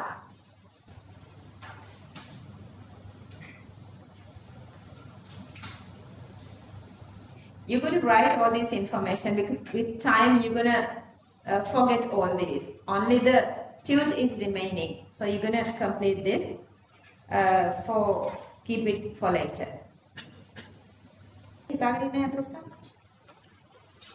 තමන්ගේ ආන මා ගෙදර සර්වන් කියලා හිතාගෙන ඉන්නේ අතෝසන් නැත්තම් තාත්තා සර්වන් කියලා. ඔය දෝනි දුක හිතන්න එපා කිව්වට අම්මලා තාත්තලා නෑ කියලා හිත නෑ දුක හිතන්න එපා. අපි ඒකත් රියලිටි එක. කවදා හරි දවසක අපි හැමෝම මැරෙනවානේ. අම්මලා තාත්තලා මැරෙනවා අපිත් මැරෙනවා. ඒ වුණාට දැන් අම්මලාගේ වයි නැතිවෙච්ච තාත්තලා ඉන්නවානේ. ඒ ගෙවල් වලට ගියාම මේ වයිෆ්ලයි ඒ ළමයි එක හණින් කියන කතාව තමයි බලනකොට ගෙදර වැඩි වැඩක් කරලා තියෙන්නේ සිලිමි කෙනා ගියන් කෙනා නෙමෙයි. උදේ පාන්දර බබාලා ඇහැරවලා වොෂ් කරවලා යුනිෆෝම් අයන් කරවලා නේද කැම ටික අම්මා උයන්නේ ඉතින් අම්මා වෙලාව නැහැ ඉතින්ම කරන්නේ ඒ පාට එක මම කරන්නේ තාත්තලා ස්කූල් එකට ගෙනියන්නේ ඒ මුළු පාට එකම තාත්තලානේ කරන්නේ ඉතින් දෙමාපියන්ට ආදරෙන් සලකන්න උයන්න උදව් කරන දූල පුතාලා අතුස්සන් අම්මට තාත්තට උයන්න උදව් කරන අය උයන්න උදව් කරන්නේ ඒගොල්ලෝ සර්වන්ස්ලා නෙවෙයි නේද ගෙදර සර්වන්ස්ලා ඉන්නවා නම් ඕකේ මම දන්නවා පොල් ගන්නවා කියන එක හරි අමාරු වැඩක්. පොල් ගන්න බෑ ඔයගොල්ලන්ගේ චූටි අතපය හරි අමාරුයි. මටත් බෑ. මට පොල් ගන්න බෑ. පොල් ගන්න මැෂින් එකක් ගන්න කියන්නේ. අර කරකෝන එකක්. ඊට පස්සේ නියප. ඊට පස්සේ ඇඟිලි පහම කපා ගන්න. ඒක වෙනම කතාවක්. Anyway, අම්මලා තාත්තලා ඔයද්දි තාත්තලා තද ගාලා වෙනවා කියලා මම දන්නවා. මගේ යාළුවෝත් ඉන්නවා. ගොඩාක් හයි රෑන්ක් හිතන්නකෝ ඩොක්ටර්ස්ලා එහෙම කියලා. ඒ වුණාට ඒගොල්ලෝ උදේට අම්මි උයන එකට උදව්වක් කරලා අම්මි වෙනකන් තාත්ති කිරි ටික හදනවා. ළමයින්ට බොන්න නේද? ලස්සන ජීවිත ගෙවල් ලස්සන. හරි බිසීම අමාරුයි. හැබැයි ඒක තමයි ඔයගොල්ලන්ගේ ජීවිතවල තියෙන ලස්සන.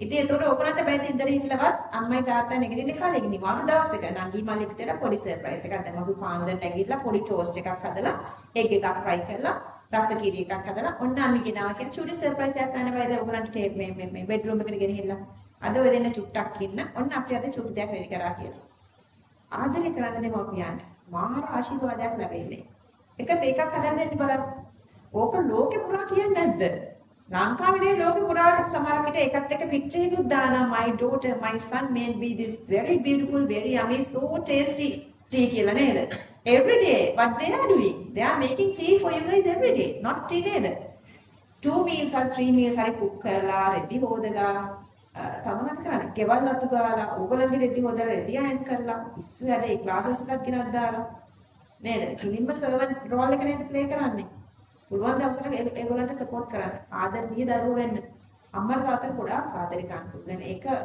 ඔයගොල්ලන්ගේ ජීවිතේට මාර බ්ලෙසිං එකක් වෙනවා ෆියුචර් එකේදී අද ඉඳලා පටන් ගන්න අම්මි හරි තාත්ති හරි වැඩක් කරනවා නම් ඒගොල්ලන්ගේ මූණ ඇද වෙලා තියෙනවා නම් ඒගොල්ලෝ කරන්නේ අමාරු වෙන්න අම්මේ රිලැක්ස් වෙන්න මම පොඩි සපෝට් එකක් දෙන්නම් කියලා දෙන්න මේ අපි යන පාත් එකේ කොච්චර බිසි වුණත් ඔයගොල්ලන්ට අම්මලා තාත්තට චුටු උදව් කරගෙන යන්න බැරි තරම් ඔයගොල්ලන්ගේ මේ එඩියුකේෂන් මේක එච්චරම බිසි නෑ ඔයාලට ඒක කරන්න බැරි දෙයක් නෙවෙයි දෙමාපියන්ට ආදරෙන් සලකන්න හැමදාම ආදරෙන් සලකන්න බලින්න එපා සරදාන්න එපා චුට්ටක් වරදිනකොට ඔයගොල්ලෝ සරදානවනේ කියන්නේ බැරි වෙලා හරි කිව්වොත් එහම යනවා ගෙදරින් ගිහින් ආයෙත් එන්න එපා අපේ ගෙදරට කියලා ඉවරයිනේ අර ඉන්ෂුරන්ස් එක තියනවානේ අම්මයි තාත්තයිනේ කවදාවත් මොකුත් කරන්න කියන්නේ නෑනේ නේද බලින්න සරදාන්න එපා මන්නම් එක මමත් බැලලා සරදාලා ඇති මට මතකවත් නෑ මම මේක නවත්තපු කාලයක්වත් මතක නෑ කිසි හේතුවකට මට යකා නගින දෙයක් කරා ඉවසනවා මිසක් ඒක පුරුදු වෙලා ඒක පුරුදු වෙන්නේ ඒක පුරුදු වුණාට පස්සේ කටවන් ඉන්න පුළුවන් ඒ වෙලේ කටවන් හිටියන් ඊළඟ දවසෙත් ඕක පුරුද්දක් වෙනවා අම්මා තාත්තට කියන අයට සරදාන්න පුරුදෙන්න එපා පුංචි ළමයි ඒ අම්මගෙන්ම කිරි බීලා හැදිලා නේද ඒ තාත්තා කරේ දාලා හුරුතල් කරලා හැදිච්ච උගල චුට්ටක් ලොකු වෙනකොට අම්මා තාත්තා සරදානවා නම් ඔයාලගේ ගෙදරින් එලවන්නමයි වටින්නේ question number 27 ගුණධර්මත් හැදෙන්න ඕනේ මේ යන පාරේ ගොඩක් කියනවානේ Z generation එක මොනවාද නැහැ කියන්නේ sense නැහැ කියලා sense නැති ළමයි වෙන්න එපා sense තියෙන ළමයි වෙන්න question number 27 Alkali metals react with water, forming basic solutions. Harine, I have taken one single example. I have taken common example. Any metal, water, metal hydroxide, H2. Megolane strongest bases in a cartier. Since metal replaces H plus from H2O, OH minus is always increasing. One part එක හරි. Alkali metals replace hydrogen from water. හරිනේ මොකද කරන්නේ? මෙයා මේ OH එක ගන්නවනේ. මේ OH එක ගන්නේ කාගෙන්ද? Alkali metal takes up this OH from water. Then what's remaining? Hydrogen remaining, so that two hydrogens together are getting away as H2. So that's why MOH is making, so that OH minus is accumulating, so that medium become basic. Explains. Second statement explains the first statement. Question number 27. Answer 1. Okay.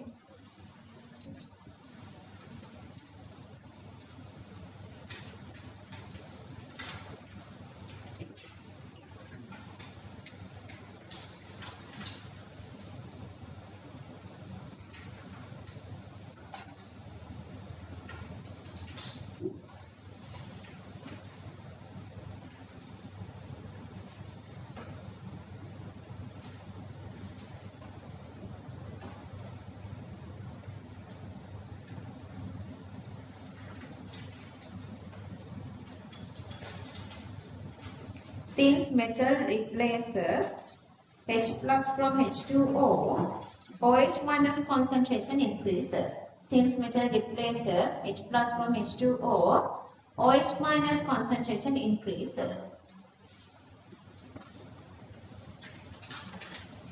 Hydrogen is getting away as H2, OH minus is accumulating.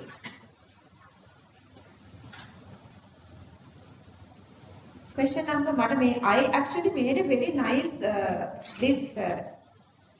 tune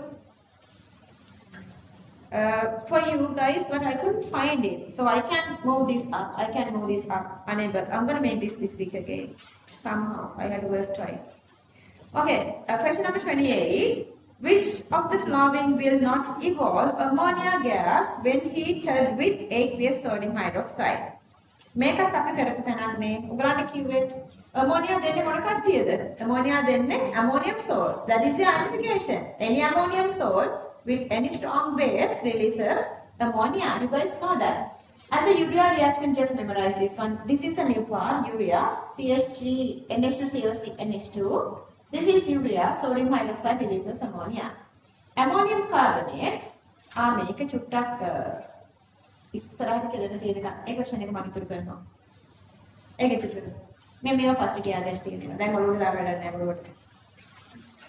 28. අපි යම් තියෙන note එකට.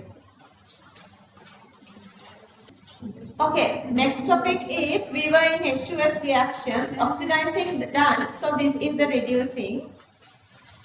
What is the page number? Page number? 123. Now පෙළනයි දාගෙන එක්කෙනෙක් පෙළ ගත්තොත් just once you turn your page loud and clear, just say 123, then everybody can focus faster. Listen. As a reducing agent, oxidation number of sulfur here is -2, so it can goes up to +6, so acting as good reducing agent. මොන බලන්න අමාරුනේ බලන්න.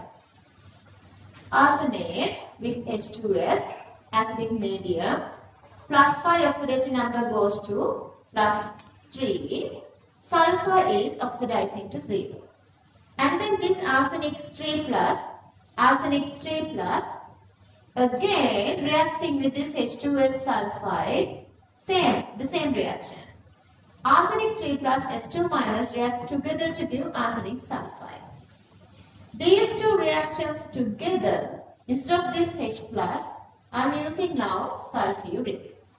Same arsenate, but this time not the anion, I'm just using sodium arsenate. Same sodium arsenate, H2S with acidic medium H2SO4 produce same arsenic sulfide, yellow. And then this sulfur, light yellow, colloidal suspension, you guys know that. Sodium sulfate and 8H2O, that H2O water, okay? That's done. Right? We are done with the very first three. What are these three? Again, these three are strong oxidizing agents. So they get reduced very easily by the reducing action of H2S. H2S is producing sulfur. See, always sulfur. Okay, so still the color difference going from pink to colorless, or sorry, yellow to green, orange to green. Okay, what is the difference between these two reactions and SO2 reactions? Observation is different. What is it? We can distinguish between H2S and SO2 using these three oxidizing agents. How? Obviously, what? Can? It's very obvious in here. Not making by SO2 but making by H2S. What is it?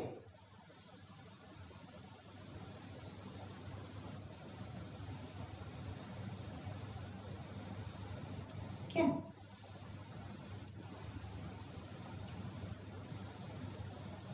ඕන SO2 එකක් check කරන්න බලලා එතන නැති මෙතන obviously හැට පේන දෙයක් තියෙනවා මොකද්ද? ඩිෆරන්ස් එක මොකද්ද? මොහන්සා කියන්නේ? ඔයා සමාධියට කියන්නේ? මට කියන්නේ? මේ ඕකේ තියෙන obvious නේ. අර වයේ precipitation එකක් නැහැ. මේකේ precipitation එකක් තියෙනවා. Same colorless plus sulfur. Same green plus sulfur. Same green plus sulfur. What is it with SO2? Only the color change, but no sulfur. That's how you distinguish between H2S and SO2, other than that particular specific reactions. Because SO2 gives this bleaching action, H2S doesn't. So likewise, you can identify this sulfur is acting as a colloidal sulfur, existing as colloidal sulfur. So it makes the solution unclear. In chemistry, we call that turbid. Turbid. So turbidity is here, turbidity is not in SO2. ඔන්න ඒ තුනක් දෙනාගේ oxidizing power එකක් කිව්වා. So now tell me these three. What are these three? These are strong acids. What is their usual nature? Oxidizing. So they again oxidize these three again oxidize H2S. H2S getting oxidized. H2S is reducing these three. See plus 5 oxidation number. Here plus 4 and plus 4. Here plus is oxidation number to plus 4. Ekak mataka tiyagan, it's not that difficult. Then I'm moving here. Ferric, high oxidation number is plus 3. H2S acting as reducing agent reduces plus 3 to plus 2. What can you say about these three? These are always acting as oxidizing agents. They get reduced very easily, halogens. -1 chloride, bromide, iodide, oxidizing H2S2 again to sulfur. Everywhere is sulfur. Sulfur, H2S not sulfur only. H2S and H2O2, that's again H2S is acting as reducing agent, reduces -1 to -2. The molecule out of these two, who has the higher reducing power? කාර්ද higher reducing power තියෙන කියලා මේක දිහා බලලා කියන්නේ. H2S the H2O2 the. Who's reduced? Who got reduced? H2O2. Who reduced H2O2? H2S. Who has the higher power? H2S. Understood? So the reducing power of once they give a given reaction, they can ask just which one is having the higher reducing power. Then who got reduced? This one. Who reduced? H2S. So who has the power? H2S. Okay. See, one here they will have a beautiful. So whenever if you feel like that you have forgotten this, how you going to memorize this, what you're supposed to do is just go through the recording. If you couldn't find the recording on my channel itself, just request me because sometimes I make them back unlisted. I'm not keeping always this public. Let's read. As a reducing agent, since the oxidation state of sulfur is -2, it can undergo only oxidation with respect to sulfur. Okay, copy this.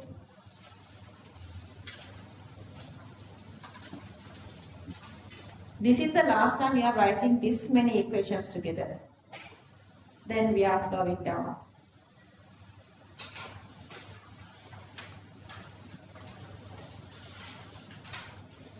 Is it okay to move up here, up to the sixth one?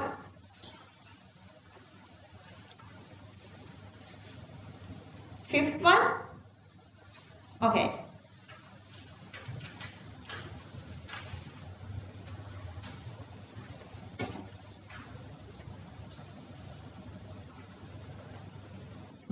Okay, moving up here. Everybody? Okay. Complete all the equations. There are supposed to be altogether 14 equations. Okay, topic number 3, as an oxidizing agent. As an oxidizing agent. Okay. With respect to sulfur, can it act as an oxidizing agent? Sulfur lowest oxidation is -2. Can it go like -3, -4, taking electrons from others? No, not possible, because the lowest number possible for sulfur is -2. So that with respect to sulfur it's not possible, but with respect to hydrogen it's possible. What is the oxidation number of hydrogen here? Always is +1, because sulfur -2, other side +2, one gets +1. So it can reduce from +1 to -1. But since these are not that stronger, this is just staying as 0. So H2 plus 1, H2S plus 1 is reducing to H2 0. Okay. So these are metals. So reactions are easier. Then always making these sulfides. Magnesium sulfide yellow, stannous sulfide brown, sodium sulfide yellow. Let's read this together. As an oxidizing agent, since oxidation state of hydrogen is +1, this can undergo reduction to H2. Okay, let's copy this.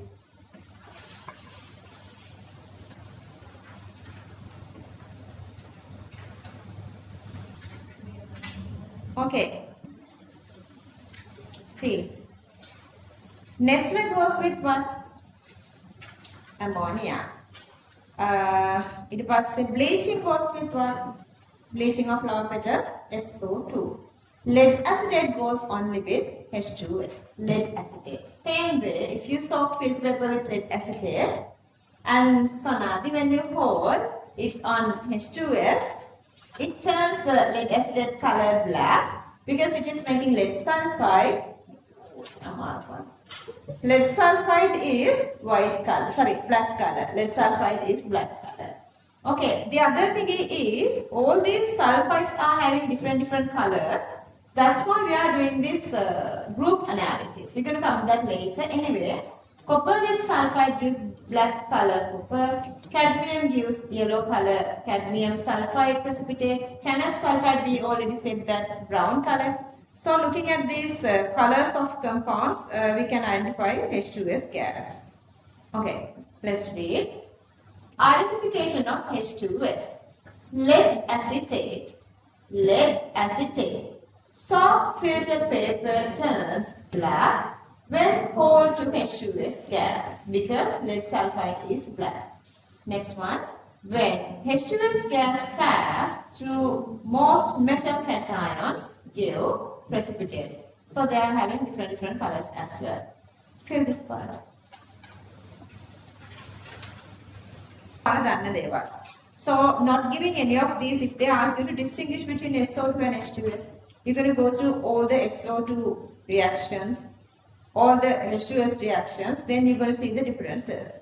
But I have given here, so you just need to memorize. The very first one, acidic potassium permanganate. What is the difference between SO2 and H2S? Both gives exactly same one, color change. What is the color change? Pink or purple to colorless. SO2 is what? All the products are water soluble aqueous, so it's a clear solution. H2S, turbidity, because sulfur makes solution turbid. Clear that. What's the difference between H2S and SO2 with potassium dichromate? What is the similarity? Both converts orange color dichromate to green color Cr3+. What's the difference? SO2 clear solution. H2S turbidity comes with sulfur. Clear that? ඔය දෙක ඔහොම. එතකොට chromate or sorry yellow green turbidity or clear solution, you can go with that. Who reacts only with lead acetate? Who gives the observation only with lead acetate? H2S, only with H2S. Bleaching thingy, may marketing viranjane. Who does that? That's only SO2. See. Easy. Make a only the so far, only the challenging is that make it a big challenge. Inorganic amaru. Analytical particle calculations.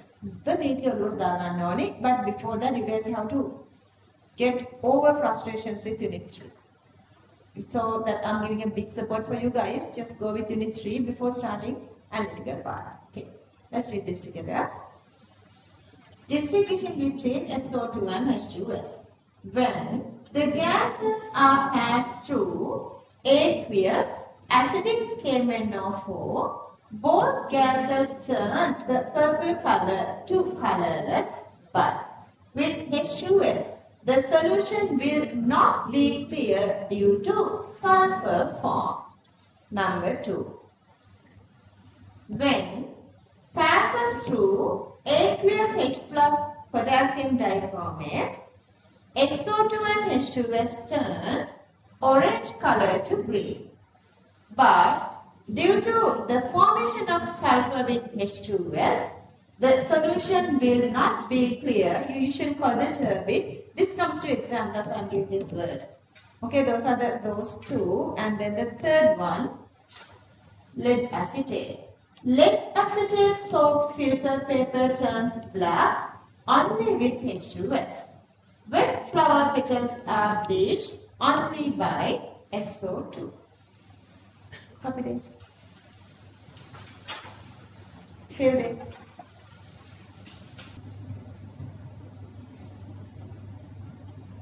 Complete the rest of these two, 3 and 4.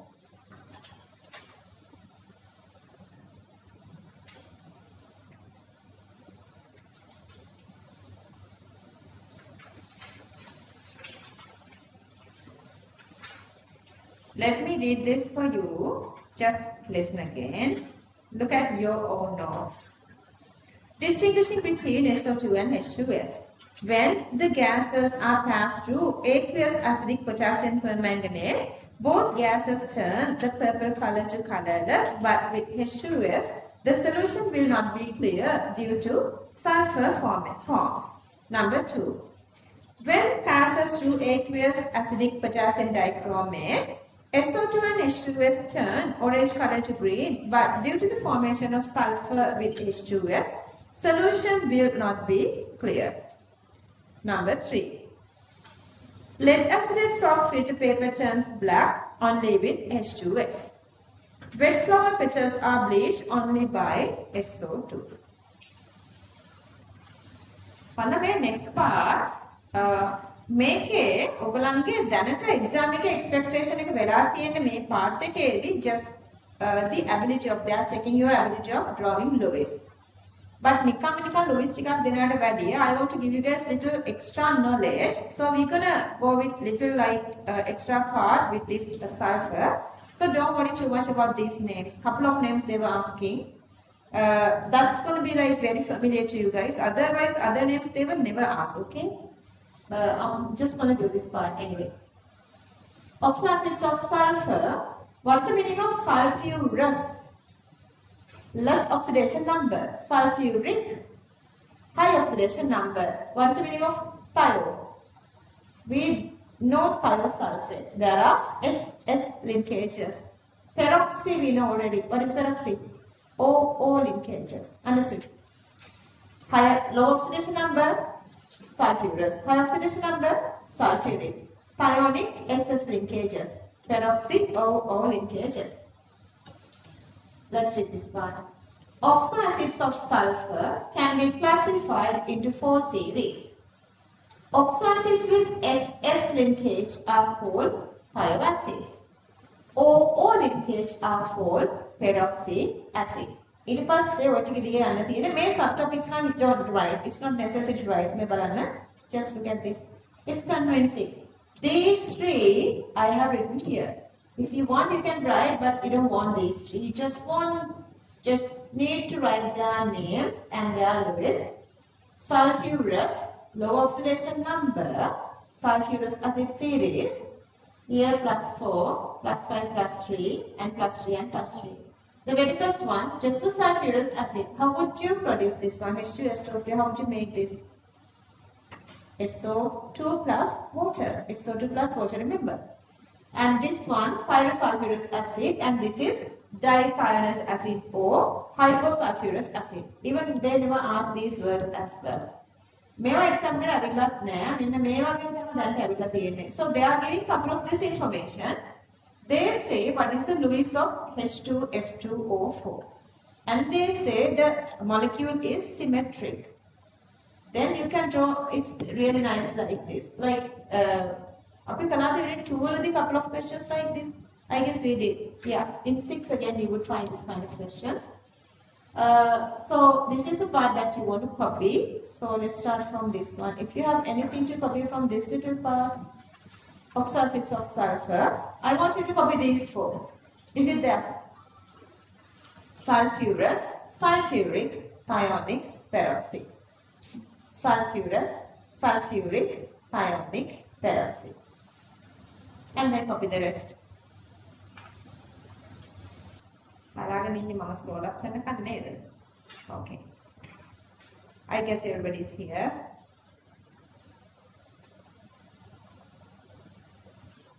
Rehan, your book is handed to these twin boys. Make sure to get it. Okay, copy the last one. Dithionous acid, hyposulfurous acid.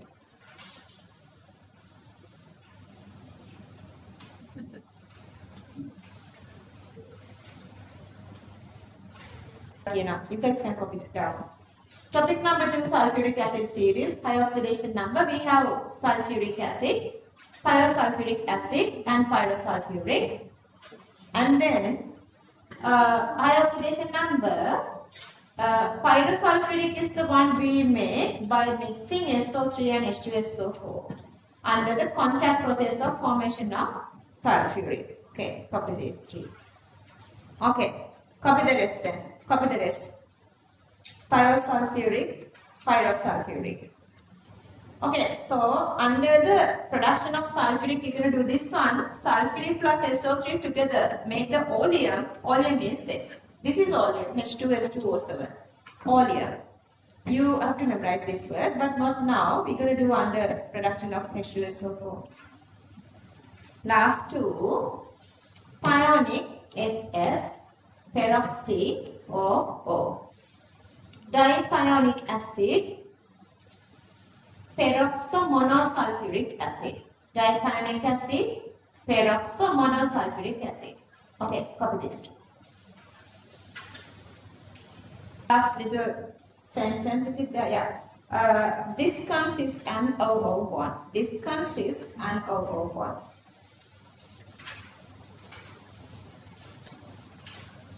Okay, out of these, only important acid is the sulfurous we did earlier. Other than that, the important acid is the sulfuric acid.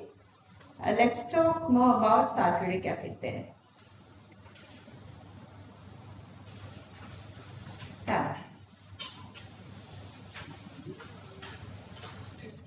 So the topic is sulfuric acid. Very strong. Narak acid. Acid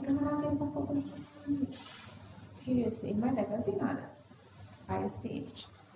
Acid gala which acid bila which what's the difference? If somebody is attacking with acid and if you drink acid, what's the difference? If you drink acid, it is like the burning from here to here continuously. Outside, because they pour outside. Just spilling on it. Somebody can go there, make attack it on directly body.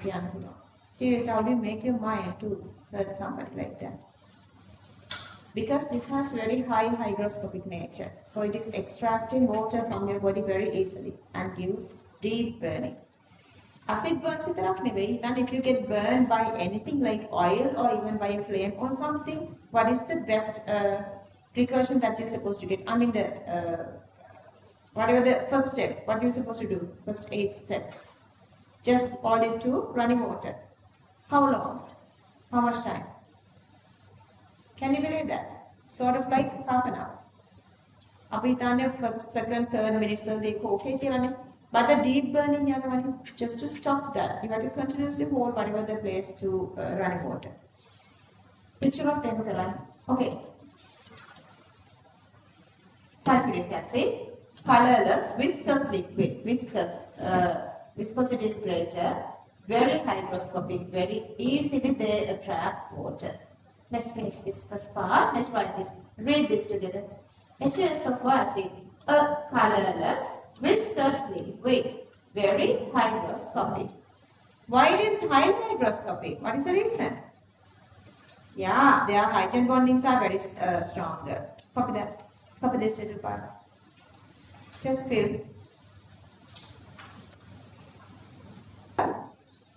Preparation of H2SO4, roughly we are doing here, very descriptively we are doing this under unit 14, industrial and environmental.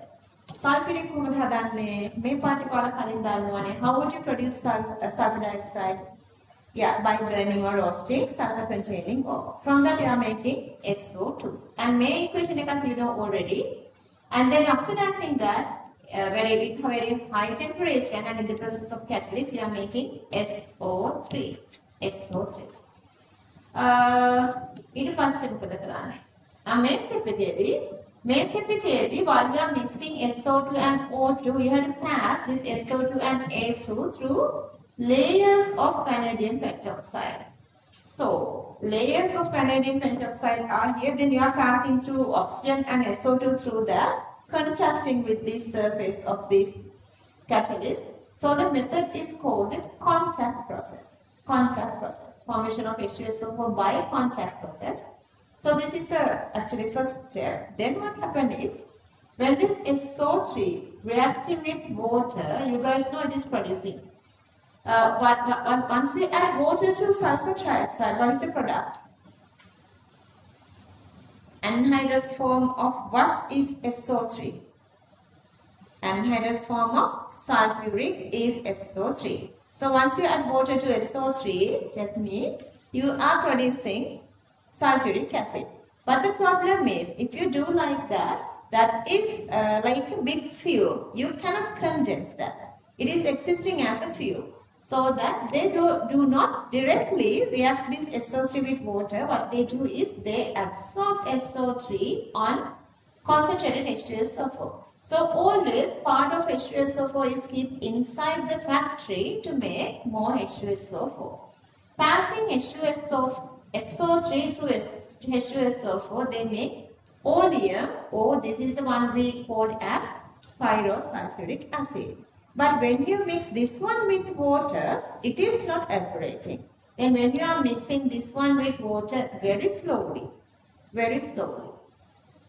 see, the very slowly with water, it is producing sulfuric acid. This is the process. Very descriptively, we're going to talk about this under unit 14. 14 එක දෙනවද නැද්ද කියලා I'm just still thinking. දෙනවද කියන්නේ ඔයගොල්ලෝ you have to get, if you want Manjulani can do that, but I guess the printed one is cheaper than going to a photocopy. If you want this color copy, you can get a downloaded copy and you can go with the nicer like A4 paper. That is sort of okay because our printed එක හරියටම detach වෙනවා. Color very weak, like the soft and all කැඩෙනවා කියලා students are saying. But I guess that's cheaper. And if you have a good care of that, you can keep the book nicely with you. These, I guess, all these like bookshops, you can buy this unit 14, industrial and environmental, that part. You need a physical copy to be with you before we start unit 14. So, copy එකක් මම මංජුලාට කියලා ගෙනත් තියන්න අපි.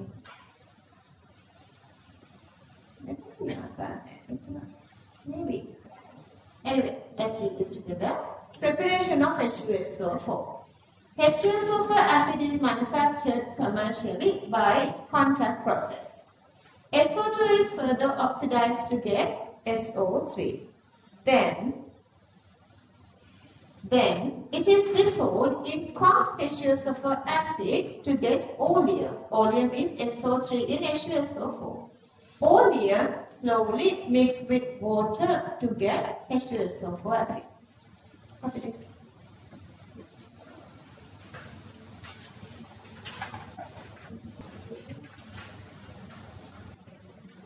Okay, next topic. Maya. Uses of H2S not finished. Uses of H2SO4 as an electrolyte. Electrolyte is a medium which is passing these, the anions and cations within this passing electricity in lead accumulator. Then what is that lead accumulator? අපි කිව්වොත් car battery කියලා නේද? ඉසිට ඔයගොල්ලෝ දන්නව නේද? Automobile batteries. අස්සේ තියෙනවා කියලා කියන H2SO4 battery acid, you guys know that. Explosives හදන්න ගන්නවා. Chemical fertilizers හදන්න ගන්නවා. මේ sulfate part එක ඕනේනේ. ammonium sulfate වගේ. Apatite fertilizer mean another kind of fertilizer. Apatite is in all syllabus, part of your syllabus, but now is out of syllabus. Apatite fertilizers are water insoluble. To make them water soluble, they are using sulfuric. Calcium phosphate, sulfuric. Use the calcium sulfate, calcium dihydrogen phosphate, and HF. So you don't have to write. If you want, you can write the equation. It's not necessary. And to make textile, like artificial textile like nylon, terephthalene, they are also using sulfuric. Now you look at your note and let's read this together. Uses of H2SO4. Number 1. As an electrolyte in lead accumulator. Lead accumulator or automobile batteries or just simply car batteries. To make explosives. To manufacture chemical fertilizers. To manufacture apatite fertilizers. To make textiles. To make textiles. Okay.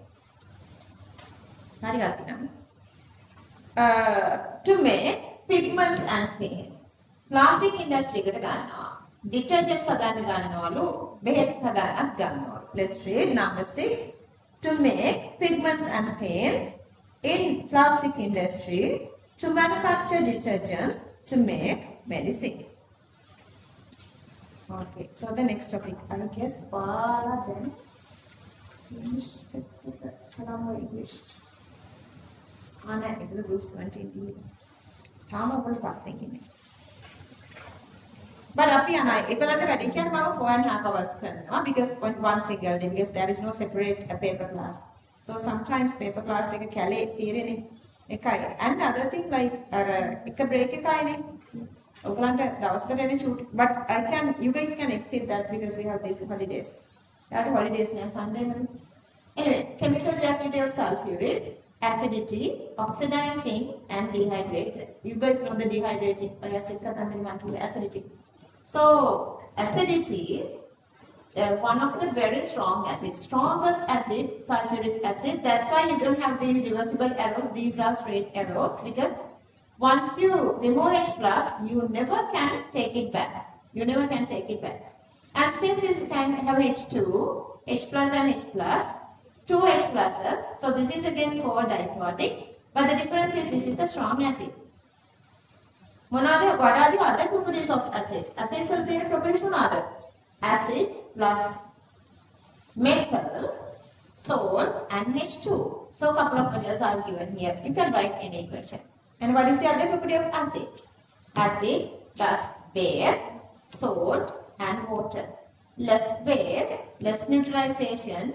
More base, more neutralization and salt is making. May bisulfite, sulfite, bicarbonate, carbonate, a particle, chuti uneasiness that's okay. You're supposed to feel like, what is happening there? A particle answers are not 12 unit equilibrium. Just hanging until that. Okay, let's read this together. Topic. Chemical reactivity of H2SO. Number 1, acidity. A strong diprotic acid reacts with metals to release H2 gas. Reacts with bases to form salts. එකම වගේ නේද? එකම repeat වෙනවා වගේ එකක්. Can't you guys see that? See that? Copy this. 3 subtopics if you have not written. Acidity, Oxidizing agent, dehydrating agent. Okay. Copy the last part.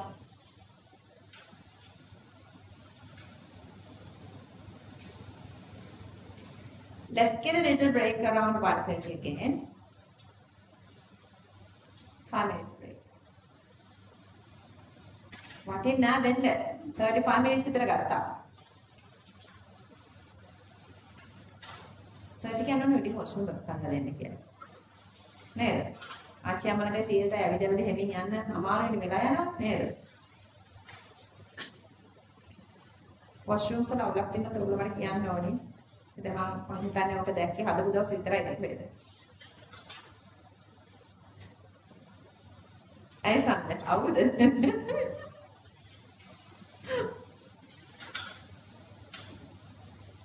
ඔයාලා දන්නවද චූටි කතන්දරයක් ඉන්නේ ඒවලද කියලා? මංජුලාට අක්කා කෙනෙක් ඉන්නවා.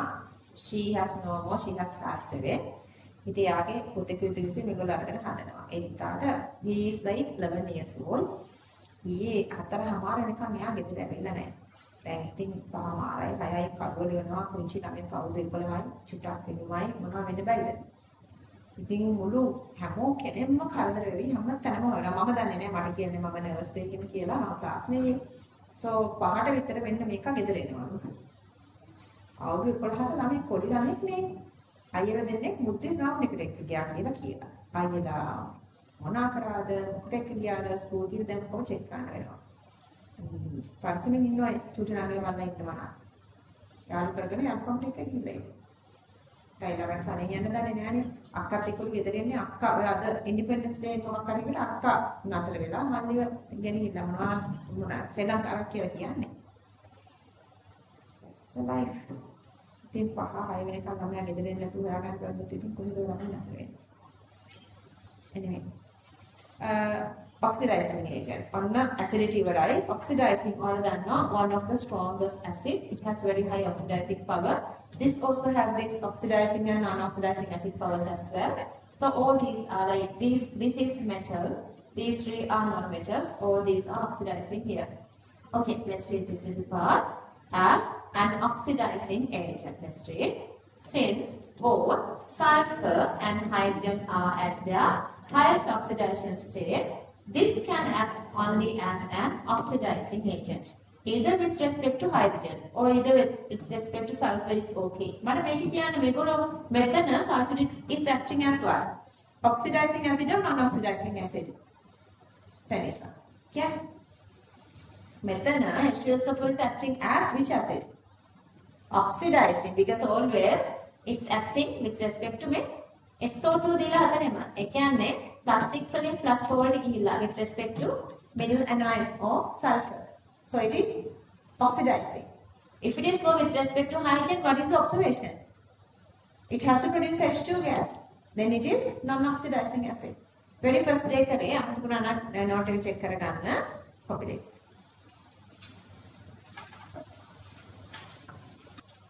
Copy these three as well.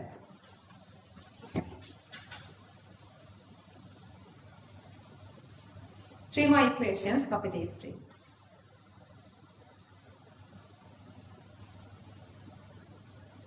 These are acting as good dehydrating agents because they are highly hygroscopic. Why they are highly hygroscopic? What is the reason? Say it. What is the reason? Because they have stronger hydrogen bonds. Stronger hydrogen bonds. See, if they have water, they can just extract water. That is easy part. But even if they don't have water, if they have hydrogen and oxygen, they have the ability of making water out of this hydrogen and oxygen so that they extract water away. Make a color blue color, potassium permanganate hydrate, 5H2O is getting away when you are adding complex sulfur. The color changes from blue to colorless. That is the observation. You guys know this from all over. But here this one, make up many molecule, but this is having 6 carbons, different OH groups. Okay, make up forget to make it. So what happened here is this one hydrogen here and one OH here. This doesn't have any water molecules. Make it what? So you guys don't see any water molecules here, but still you have this OH and this hydrogen gets away to make this water molecule here.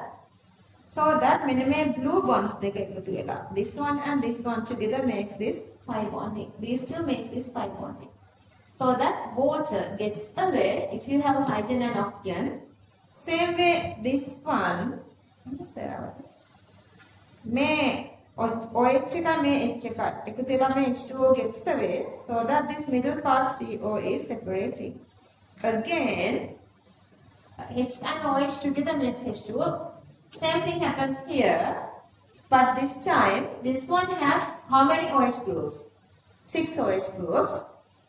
Getting away with 6 hydrogens to make 6 water molecules. Only remaining is the carbon. So this is become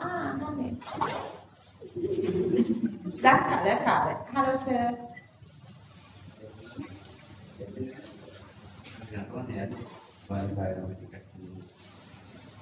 March ගන්න. මං ගිහලා තියෙනවා ඉස්සර. School යනකොට. March කරන්න ගිහින් තියෙනවා. Round එක වටේ.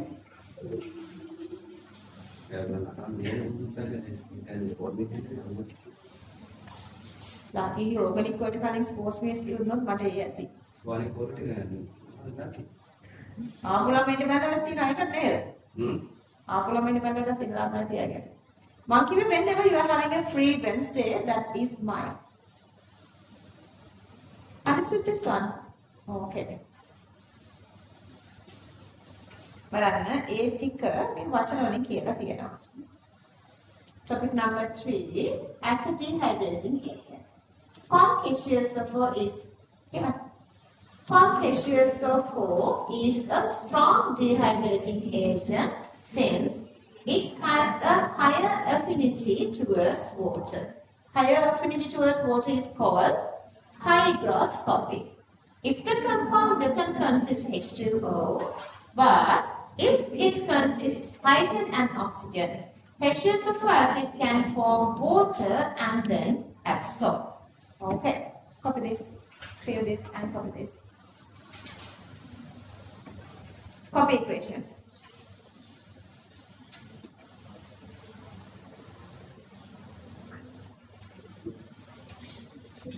I want to give you guys this equation, so I had a visible part here.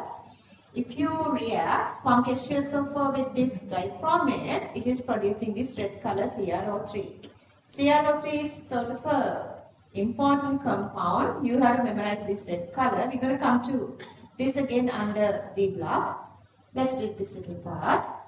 Treatment of potassium dichromate with cold H2SO4 gives red crystals of chromic anhydride. So this is the chromic anhydride. Fill this part. Tracking. මේ ඊළඟ question එක තනියම try කරන්න ඔක්කොම answers හරියට ගන්න. මම ඔයගලන්ට last එකේ කියන්නේ චූටි මේ key test එකක් එහෙම දුන්නේ. පාරක්ද? අදත් දෙනවා හරියට කරලා. කරන්න. මේක ඉවර කරලා question number 6. Just give it a try. To do the question, go through the note.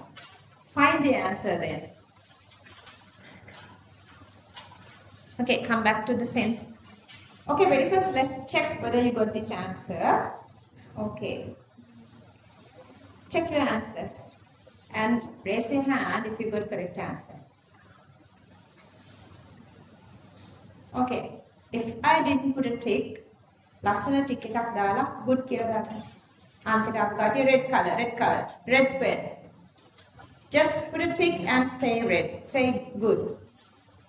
If you got the correct answer, just go with the tick and just write good.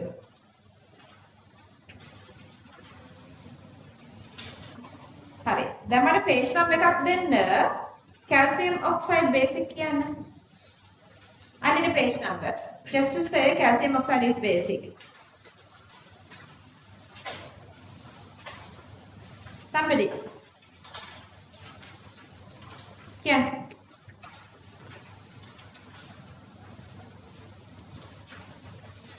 $34. Okay, page number 34. Just just check that, page number 34. I need a number to say barium oxide is basic. Same, I guess. Group 2 again, same, page 34. And phosphorus is acidic. Some just said like weakly acidic. That's okay, that's better. What's the page number? Group 15 somewhere. Actually, we didn't do phosphorus chemistry, but somehow you guys know the high oxidation number. This is non-metal, so it is acidic.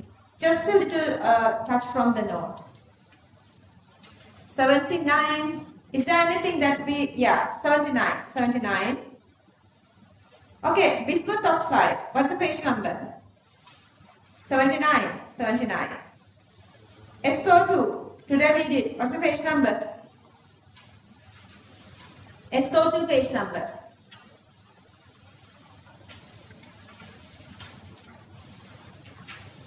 SO2 page number. Senali. What's the SO2 page number? Menudi. Today we did. Just give me SO2 with water makes this weak acid. What's the page number? 100. 115. Okay, 150. 150. Okay, NO2. Acidic, page number. 89.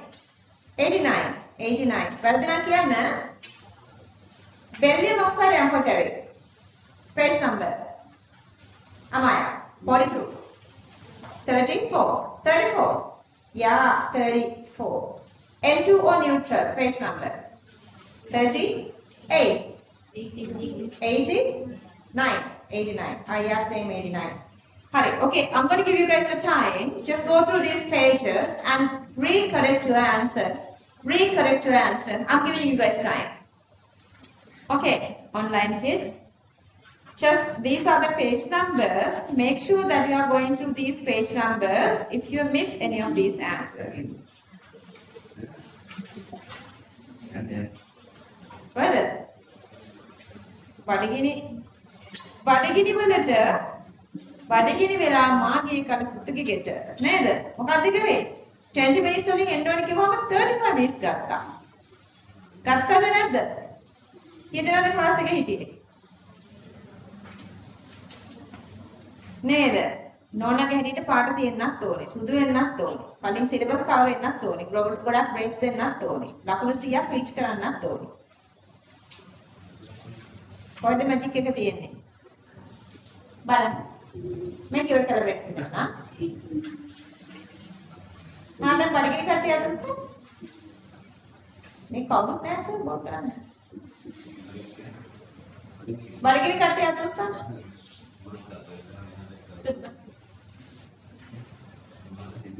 ඔය කවුරු හරි ළඟ පොඩි snack එකක් තියනවාද biscuit එකක් වගේ දෙයක් මම සොනාබිට කන්න දෙන්න පොඩි හරි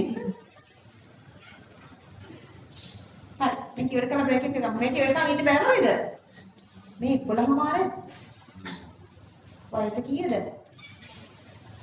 අර මාස දෙකේ බබාලට නම් උන්නර අපේ සුදීගේ අක්කට බබෙක් හම්බෙන්න නම් මාස දෙකයි පැය දෙකෙන් දිගට කිරි දෙන්න ඕනේ පැය දෙකෙන් දිගට කුක්ක බොරාන කුදු බබාලා දැන් වඩ පැය දෙකෙන් දිගට බඩගිනිද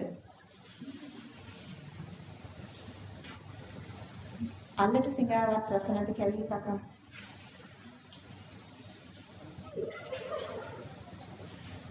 ඔච්චර hina වෙන බබාද බඩගිනි තියනවා නම් මම බෝල් කරන්නේ මෝල ද්‍රව්‍ය බලන්න chlorine chlorine bromine iodine astatine astatine radioactive atomic number, condensed electron configuration, and something special is here. All these have all these are existing as diatomic molecules. They have different colors. So the fluorine, pale yellow poisonous. Chlorine, light green poisonous. Bromine, you guys know already, reddish brown liquid. Gray black solid for iodine. Acetylene you can forget.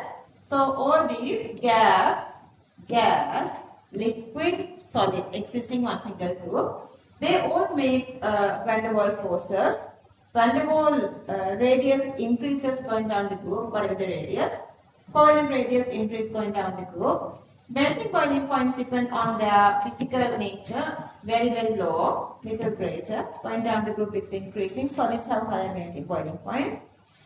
You guys know most electronegative elements in this group, so that I have given the electronegativities. Fluorine is having the highest electronegativity. What's the meaning of electron gain? How much energy involving when when gaining an electron. So, which group's electron gain energy is positive? 2, 15, 18, other than phosphorus. And who's having the highest electronegativity? Fluorine. So, it's supposed to have the highest electron gain, but fluorine is having the highest electron gain. Why? You need to structured essay explanations. What's the reason? Because this is smaller. Once you gain one extra electron repulsions occurring. So you need excess energy for the stability. So this release energy, part of release energy, you absorb back. So that fluorine's electron gain energy is less compared to fluorine.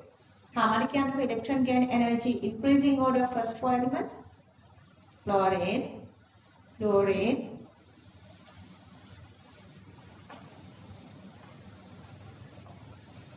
what is the third element? Huh? Sulfur. And then oxygen. Exactly the same reason. Understood? We did this for unit 2 and we did this for unit 5. You can't forget this. Chemistry. So X2 one how question method. May have F2, Cl2, Br2, so on. So going down the group radius increasing, bond length supposed to be increasing. But why? මෙයාගේ අඩු වෙන්න ඕනේ. මෙයාගේ one length එක වැඩි නේද?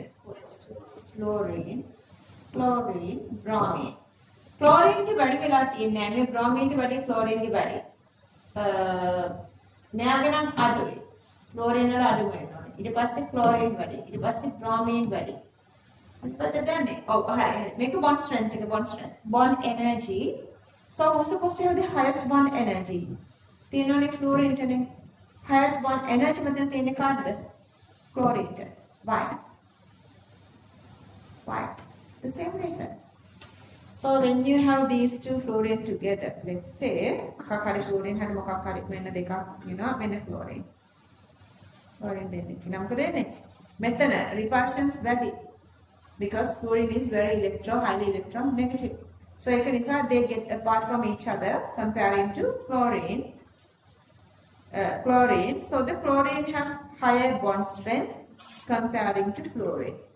Longer bond mean lower strength.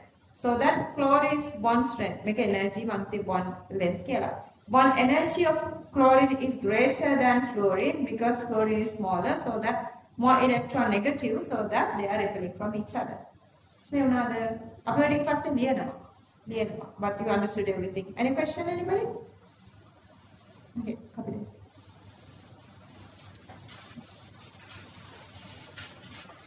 I'm hungry too. All make it here, Mama had Kala and Nagila.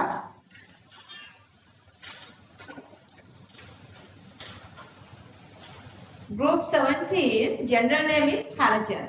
General name is halogens.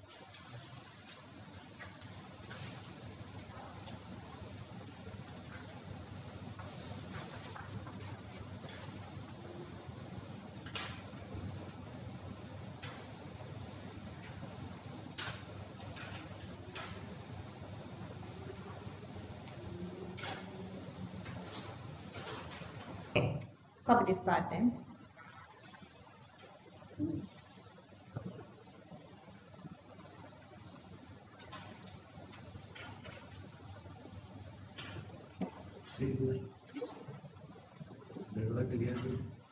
Everybody?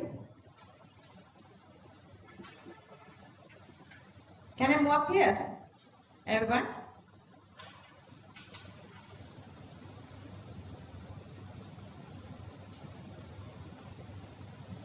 කියලා sir මට කියනවා ඔයගොල්ලෝ පුංචිලු ඔයගොල්ලන්ට බඩගිනි වුණාම බ්‍රේක් දෙන්නලු සර්ට ක්ලාස් කරන්න තිබුණා. පැය 5ක් කරොත් පැය 2ක් විතර බ්‍රේක්ස් දීලා. ඉතින් ඔයගොල්ලන්ට මම නරකයි සර් හරි හොඳයි නේ.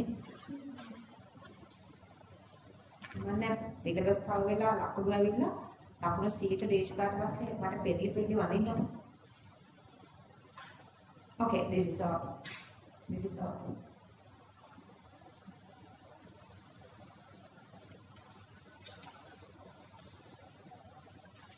How much longer break you guys need? But you guys have to keep your word this time. How much longer break? 15 minutes break. 1:15. I'm going to start exactly at 1:15.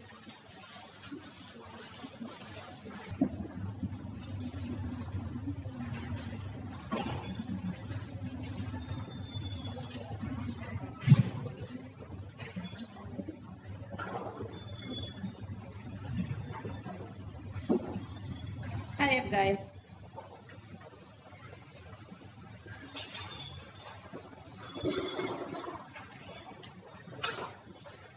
Okay.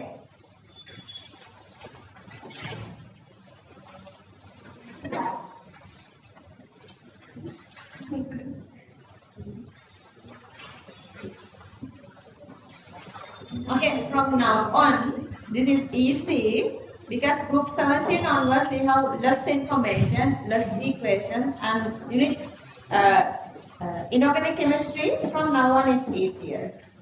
Okay, so the general properties, group 17, common electron configuration NS2NP5, 7 electrons in outermost shell NS2NP5, all are existing as diatomic molecules.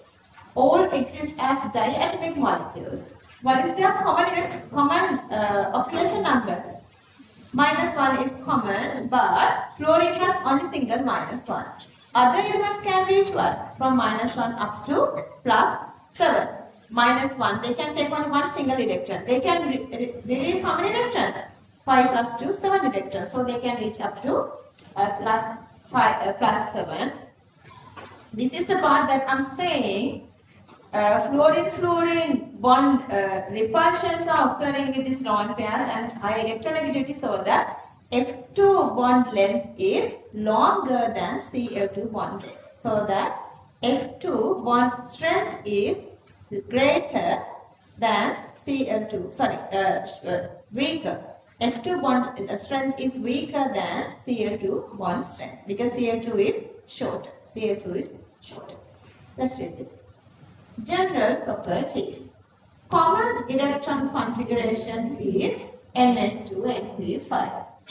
All are non-metals and also exist as diatomic molecules.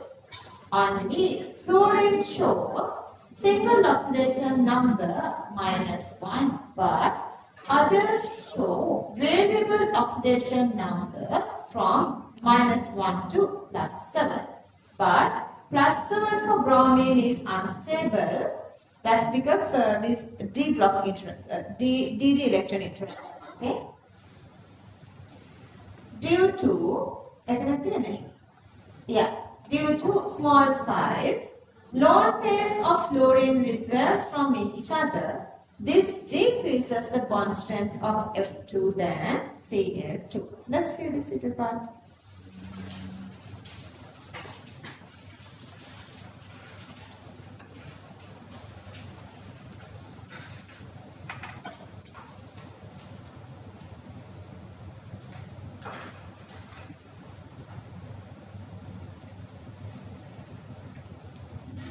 Common electron configuration is NS2NP5.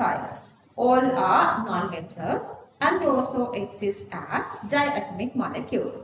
Only fluorine show single oxidation number -1, but others show variable oxidation numbers from -1 to +7. But +7 for bromine is unstable. Due to small size, lone pairs of fluorine repels from each other. This decreases the bond strength of F2 than Cl2. Occurrence අපි වෙනම කතා කරමු. So they are also, you guys know, really highly reactive. And the water solubility is high, so we can see them also in seawater. There are other minerals are there to go on. Okay, let's go one by one. Before that, let's read this little part. Occurrence. Due to high reactivity, halogens do not exist as free elements. Since the water solubility of most of halogen-containing compounds is high, these can be found in seawater. So remember that when we extract group 1 elements, we said that same way we can extract group 18 because seawater has both these group 1 and 2 anions and cations. Other resources are these. This is fluoride. The formula is CaF2. Fluorspar. We did this again earlier for calcium as well. This is CaF2. Fluoroapatite. Calcium phosphate, calcium fluoride. This is the one we use for apatite fertilizers. Then chlorine we can get from seawater, sodium chloride. Rock salt, you know, earlier we did for sodium. Mexican salt, that's actually a sodium chloride as well, and chlorine you can get from the same. Silvite has potassium chloride. Carnallite we did earlier for potassium. KCl, MgCl2, 6H2O. Bromine, to get bromine again we can use the seawater. In seawater, bromine existing as potassium bromide. And make a banana directly away. Chili saltpeter is sodium nitrate. In chili saltpeter, as an impurity, it has sodium iodide. From that sodium iodide, we can extract iodide. So the chili saltpeter, sodium iodide, as an impurity in chili saltpeter, sodium iodide is there, but the chili saltpeter means sodium nitrate. Clear that? Okay, let's read this one by one. Fluoride,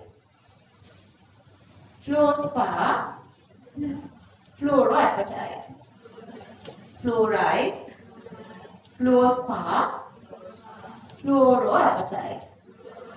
Again, seawater, rock salt, you guys know. Then silvite. Silvite we did for potassium as well. Silvite, carnallite, seawater, chili saltpeter. You guys know these words. Okay, I want you guys to copy this part, starting from here.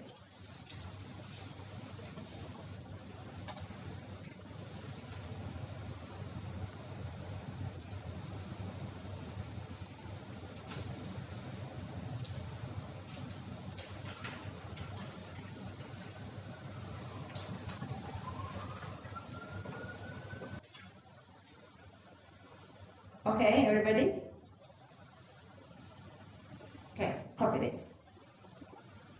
Now you guys are exceeding Kalanga class. Otherwise, they are always ahead of you. Last week I didn't do the class because we had this. You guys are exceeding there. Finished? Am I finished? Extraction, exactly same way you did for group 1 and 2, that's electrolysis. But if you have water, that H plus and OH minus is going through this electrolysis process. So that you will go with the molten halide. Only this has whatever this anion and cation, group 1 or 2 cation and group 17 halide. Okay. So fluoride extracted by electrolysis of mixture of HF and KF. These two together used to extract fluoride, and then chlorine, you guys know this one. We did this same equation earlier for sodium. Chloride again getting from the electrolysis of liquid or the fused or the molten sodium chloride. So this electrolytic equation, okay, this is not a normal equation. So the temperature is greater, we are writing liquid here, and sodium is existing then as a liquid because this whatever the temperature we are using is greater than the melting point of sodium. So here this is becoming existing as liquid. May wagana වැඩි worry වෙන්න එපා. Unit 14 has all these, and then caustic soda production is again a big part of unit 14. During that, this is what happened here is aqueous sodium chloride is electrolyzing. When electrolyzing aqueous sodium chloride, H2 and Cl2 producing, since we have aqueous part here, that form sodium is again reacting with water to produce sodium hydroxide. These two are getting away from the medium, so only the sodium hydroxide is remaining. We're going to do this again under unit 40. So these are the laboratory practices. HCl MnO2 produce Cl2. HCl KMnO4 or HCl potassium dichromate. So all these are strong oxidizing agents. Only in the presence of these strong oxidizing agents it is producing Cl2, otherwise it's impossible, because let's say even for potassium dichromate, when the concentration of HCl is lower, we are just using for normal redox reactions. In that time they are not producing Cl2. When the concentration is really high, Cl14 HCl is needed.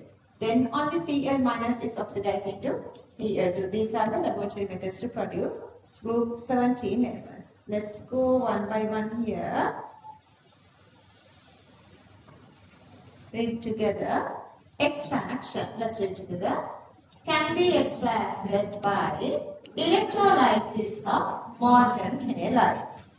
Fluorine, extracted by electrolysis of mixture of HF and KF. And then chlorine, prepared commercially by electrolysis of molten sodium chloride. Cl2 also formed as a byproduct in manufacturing of caustic soda. Caustic soda is sodium hydroxide. What is caustic potash? Potassium hydroxide, PP rhyming. In the lab, Cl2 can be prepared by adding concave Cl2 MnO2, KMnO4 or potassium dichromate, K2Cr2 or 7. Okay, fill this and copy this.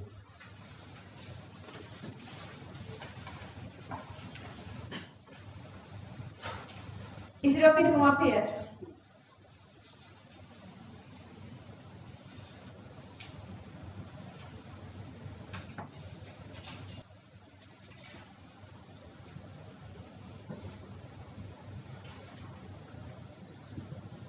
Okay, this is all if you guys are okay up to here.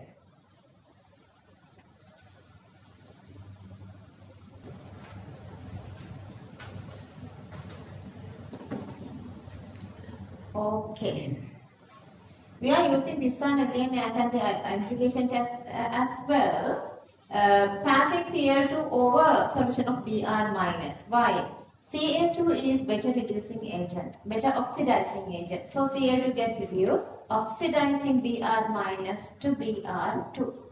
So that is a normal laboratory technique that we are using continuously. But if you prepare Br2 commercially, you can use it by the C-bittern solution. Same way you prepare Cl2. What's the C-bittern solution?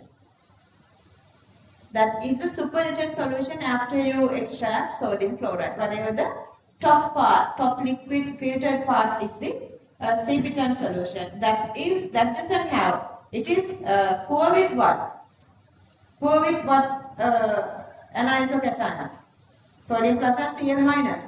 But other than that, everything is there. So you can get any other like anion and cation from this C-bittern solution. Let's read this one.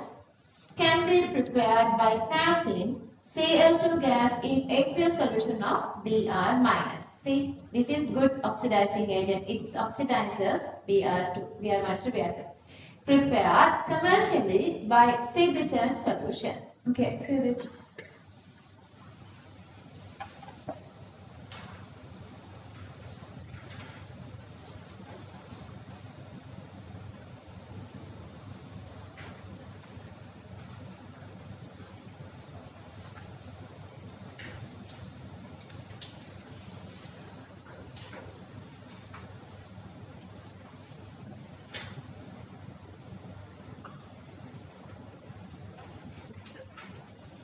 Users, let's go one by one.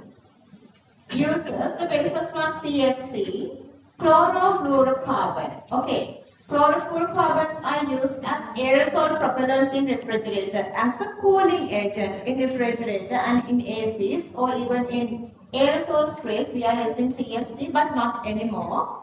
Chlorofluorocarbon is having this chlorine. which is making free radicals, which is really harmful to our ozone layer. We're going to do that part under Unit 14. But Unit 14 to make uranium bomb, to manufacture Teflon as a coating in non-stick pans. Teflon අපි මේ part එකක් කරනවා Unit 14 වලදී. Fluorides has to prevent tooth decay. දරක් නොවෙන්නත් අපි use කරනවා fluoride. මේ part එක ඉවර කරමු next page යන කලින්. Let's together read this. Sun uses fluorine number 1 CFC chlorofluorocarbon. Chlorofluorocarbon are used as aerosol propellants in refrigerators. Number 2, to make uranium bomb. Number 3, to manufacture Teflon as a coating in non-stick pans. Fluoride helps to prevent tooth decay. Okay, let's move on to chlorine then. To manufacture PVC, මම අපේ කලින් කතා කරන්නේ addition polymer සලගෙන ගන්න කියලා H2O2 polyvinyl chloride given here the structure. To make chlorinated organic solvents. See, chlorine containing organic solvents, chloroform, carbon tetrachloride. To manufacture DDT. DDT has build-up resistivity. I mean, these bugs have build-up resistivity against DDT, not using this anymore. But this is a pesticide. Bleaching agent, chlorine we are using, and also to purify drinking water. You guys know that as well. Let's read this little part and finish this part. You're going to look at UNON, okay? Chlorine. To manufacture PVC or polyvinyl chloride, to make chlorinated organic solvents such as chloroform and carbon tetrachloride, to manufacture DDT or pesticide as a bleaching agent to purify drinking water. Is there anything to fill? No. Okay, so then the bromine.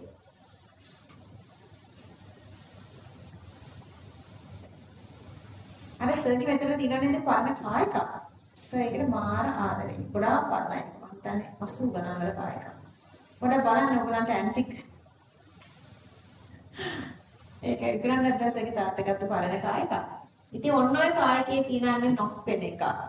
එතකොට ඔය කාගෙට වෙනම doctor කෙනෙක් ඉන්නවා කලම් වලින් හැමදාම වෙන්නේ. මාසෙකට දෙකකට සැරයක් ඇවිල්ලා ඔය ටික හදලා තියලා යනවා. ආයෙ යූස් කරන්න නැහැ ආයෙ එනවා. එක දවසක් සර් මම මේ රාත්‍රිපුර ටවුන් එකේ යනකොට සර් යන්නේ ඕකෙන් යන්නේ අර මාව දාගෙනම යන්නේ මොකද මොනවා හරි වුණොත් එහෙම කවුරු හරි කියලා. නොක් කරනවා කියන්නේ අස්සය පයින්ලාගේ මෙහෙම පයින්ලා කායක ගිහලා චොස් ගාලා නතරුණා. දැන් මේකත් සල මම හිතන්නේ නොක් වෙන්නෙම නැහැ. පරණ වීකල් එකක් නිසා තමයි වෙන්නේ නැත්තේ.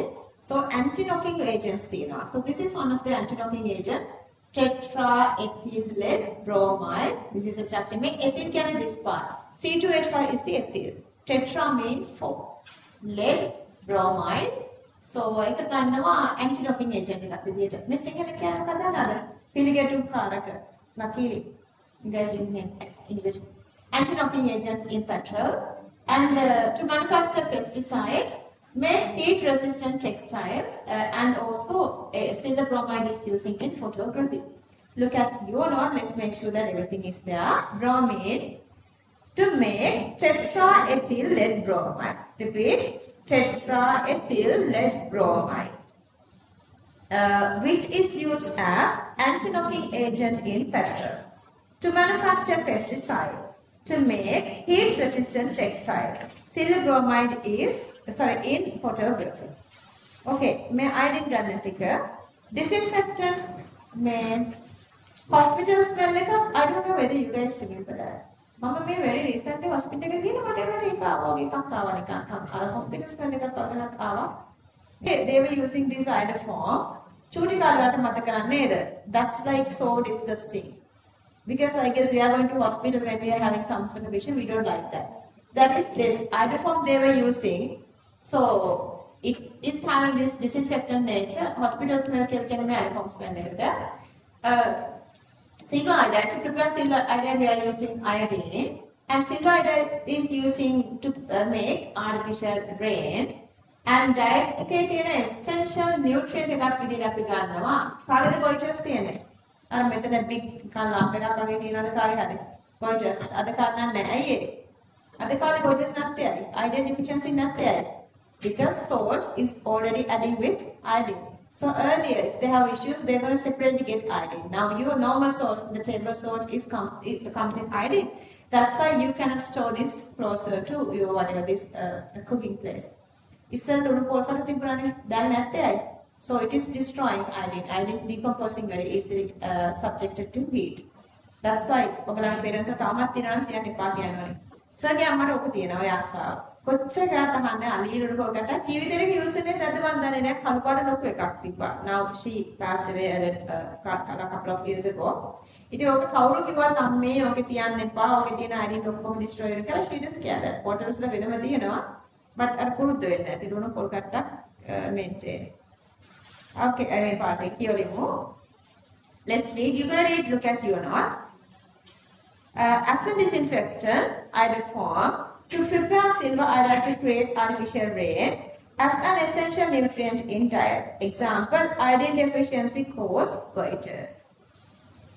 Then iodine deficiency සානේ දැන් goiters එන්නේ මේ thyroid gland problems in the mind. දැන් තියෙන thyroid gland එක නේද? තියනද ඔයගොල්ලෝ? තියනද? Even number of reactions are higher, only reactions are lower. Reactions that we are writing are lower. Chemical reactivity of halogen, metal, H2, water, sodium hydroxide, ammonia, SO2, I2. Is it there? Just copy this down. Just put numbers 1 to 7. Is it there numbers? Yeah, 1 to 7. Metals, H2, water, sodium hydroxide, ammonia, SO2, I2. තව පැයක්වත් නෑ චුට්ටක් ඉන්න ඉවසගන්න නේද? තව කොච්චර වෙලා තියෙන්නේ? නේද? Just 45 minutes. සමහරකට භාගයට නිදිගෙන ඉන්නේ මේ ඩෙස්ක් වල. Okay. Chemical reactivity of halogen. Fluorine is the strongest oxidizing agent, you guys know that. Oxidizing ability decreases as fluorine, chlorine, bromine, iodine. That's again simple information you guys know. මේ බලන්න metals එක reactions. මොකද වෙන්නේ metals එක? මොන metal එක ගත්තා වුණත් these guys are acting as good oxidizing agents. They are oxidizing, and then when these are oxidizing metals, because these are strongest oxidizing agent, they oxidizes to highest oxidation number if you have variable oxidation numbers. Sodium metal, does it has variable oxidation numbers? Sodium metal, nine, one single. So it is oxidizing only to sodium plus. But iron, you guys still don't know. But for now, your general knowledge is there. Iron has two oxidation numbers, Fe2 plus and Fe3 plus. But we're going to learn more than that. So then, this can oxidize Fe with Ca2, Fe plus 2. But it's not stopping there. This is continuing until higher oxidation number. So that this FeCl2 oxidizes more with chlorine to FeCl3. What is the oxidation number of iron here? Plus 3. This is plus 3. Same here. You guys know we did numbers, we did names, cuprous, cuprid. So the copper first oxidizes to plus 1 oxidation number cuprous. Further oxidizing with chlorine of this cuprous converts to cupric. Here plus 1 oxidation number and here plus 2 oxidation number. Bromine and iodine do same reactions, but they need other conditions like higher temperatures and everything. Okay, let's read this from the beginning. Let's read. Chemical reactivity of halogens. Fluorine is the strongest oxidizing agent. Oxidizing ability decreases as fluorine, chlorine, bromine and iodine. That depends on the electronegativities actually. Topic number 1, with metals. All the halogens react with metals to form metal halides. If the metal have variable oxidation states, the formed halide is in the highest oxidation state. What's the meaning of variable oxidation states? More than one oxidation number. They have more than one oxidation number. Okay. मैं part का read करेगा, then let's copy. Bromine and iodine also react in same manner, but high temperatures are required. Okay, now let's fill this little part.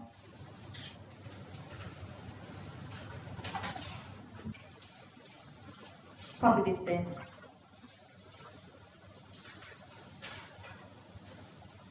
Okay, copy rest of the equations.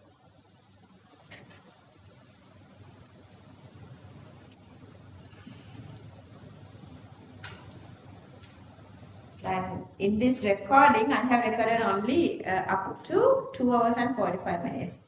So, එතකොට දැන් class එකේ හිටියේ නැති කට්ටිය ආනේ පැය දෙකයි ගණන් තියෙන කියලා ඉඳ ගන්නවා ලියන්න. Then they would learn the lesson.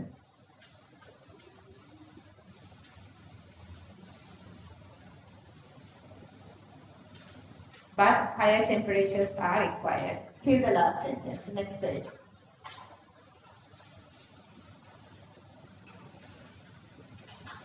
Done. The story with the hydrogen you can memorize separately.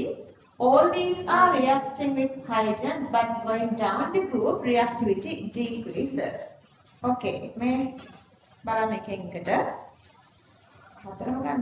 yeah.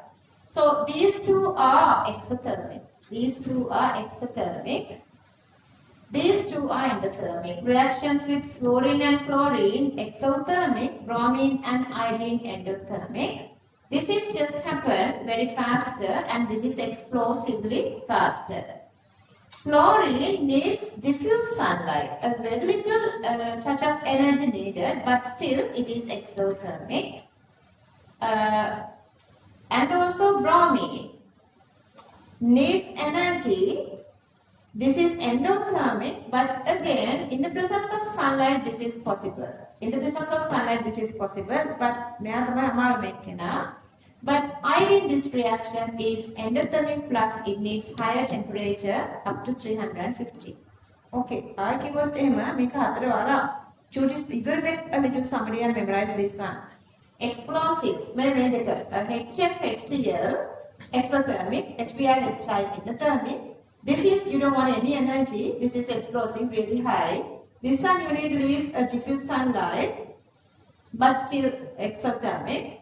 This one again you need like sunlight, like the direct sunlight. Reaction is endothermic. This is not happen like naturally, you need to heat to very high temperature, and this is also endothermic. Somebody come on, okay, let's do it together. With H2.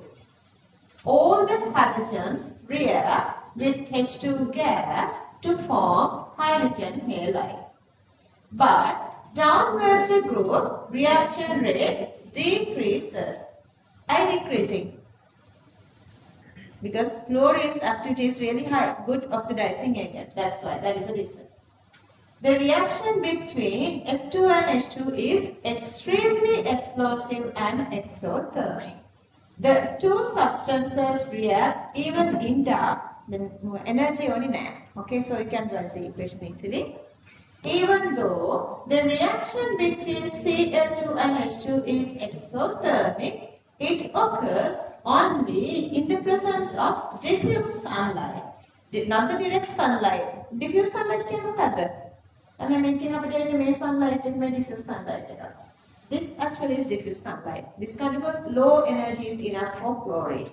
That is the diffuse sunlight. And then the next one, the reaction between Br2 and H2 is endothermic, but occurs in the presence of light. This is not diffuse, the direct light.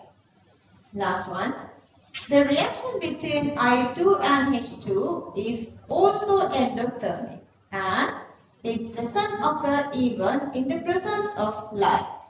It takes place if the mixture is heated to 350 degrees Celsius. Clear? Okay. Memory is the only issue. Memory is the only issue. Copy this.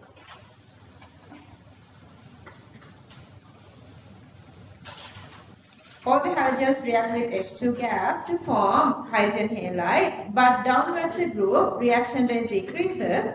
The reaction between F2 and H2 is extremely explosive and exothermic. Therefore, two substances react even in dark. Okay. Copy equations. Copy equations. Copy down equations. There are no spaces, please. Just equations. Practical, very ineffective. May take especially and you guys have to memorize this part especially because a couple of questions are always coming from this part. Okay, this is a very good equation to produce O2 in laboratory. O2, water and F2 reaction, water and F2 reaction. But when more water is there, this is producing ozone, O3. This is another. Okay, so the reaction with water with fluorine either produce O2 and O3. H2OCl2 produce HCl and HOCl. From this HOCl, Cl2 is producing its bleaching action. This oxygen is separating as HCl and atomic oxygen. Same as earlier for SO2 atomic hydrogen. This is releasing atomic oxygen. This atomic oxygen can go through this bleaching, whatever the property. Remember, these two exactly same. H2OCl2, HCl, HOCl. H2OBr2, HBr, HOBr. But HOI is unstable. HOI is unstable. So you cannot make that. What happens is once you make this one, that's again dissociating. So that only HI and O2 is remaining. H2O plus HI to produce HI and O2. Fluorine produces HF plus either O2 or O3. Chlorine produces HCl, HOCl. Bromine produces HBr, HOBr. Iodine, HOI unstable, so iodine produces HI and O2. So either from fluorine or either from iodine, you can get O2 gas.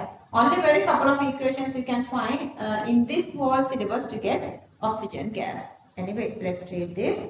Topic number 3, with water. Fluorine reacts with water to form HF and O2O, O3. Cl2 reacts with water to form HCl and HOCl. Br2 also reacts in the same manner as Cl2. Since HOI is unstable during the reaction of I2 with water, HI and O2 are formed. HI and O2 are formed. Okay, let's do this part.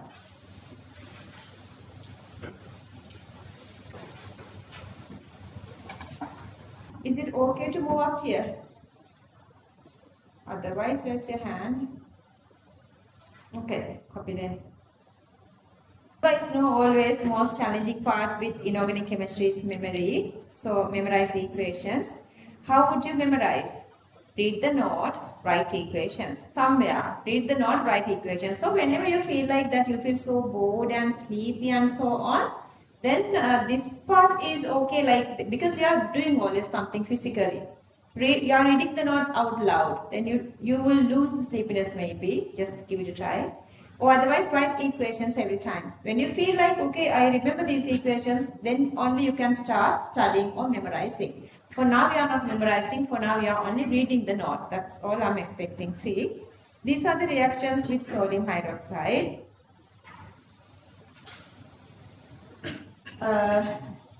Usually, sodium hydroxide is always, almost all the time, sodium hydroxide is acting as redox facilitator. It's not involving in redox reactions. This is the one and only time you would understand it is participating for redox reactions. Okay, sodium hydroxide is acting as what here? Can. Fluorine is acting as what? Always, forever, oxidizing. Then this is acting as what? Reducing agent here, reducing agent here. Okay, see. Oxygen -2 here oxidizes to 0, reducing fluorine from 0 to -1. Remember these equations, Funk and Dill conditions. So the chlorine reactions. Different conditions, different products, and also disproportionations Conc sodium hydroxide and dilute sodium hydroxide, two reactions are there for you guys to memorize. Conc condition -1 and +5. Dil condition -1 and +1. NaClO3 and NaOCl. Make a Newton solution, just check. Newton solution means the mixture of sodium chloride and sodium hypochloride. Sodium chloride and sodium hypochloride. ඊට පස්සේ මේ කතන්දරේ NaOBr, NaOI are stable only at low temperatures. එතකොට මේක නෑනේ NaOBr or NaOI is not existing, unstable. It's stable only at 0 degrees Celsius. But usually we are writing all these equations in normal room temperature, so you are not writing this equation. No NaOBr, no NaOI. You are only writing this one. NaBrO3, NaBrO3, NaIO3, NaIO3. So regardless, conc or dil, for Br2 and I2, only the first equation is possible. Because second equation not possible because NaOI, NaOBr, NaOI are unstable. So memory there. So when I'm explaining, understanding is really easier, but you may forget this because you guys, these pieces of informations are like different there. Okay. I select chutta kiwot this is one single time sodium hydroxide is acting as reducing agent. But conditions are different with conc and dil. Always conditions are different with conc and dil up to fluorine and chlorine. So these two again gives two different products, NaClO3 and NaOCl.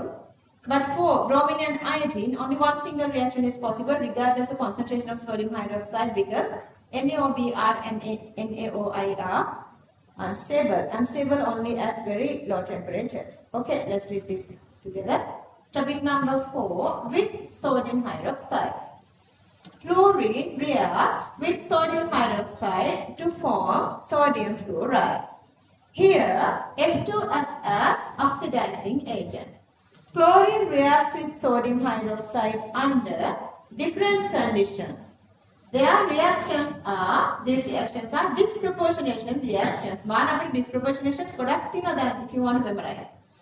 Both NaOBr and NaOI are stable only at 0 degrees Celsius. Therefore, either with conc or dil sodium hydroxide, both Br2 and I2 gives the same product, NaBrO3 and NaIO3.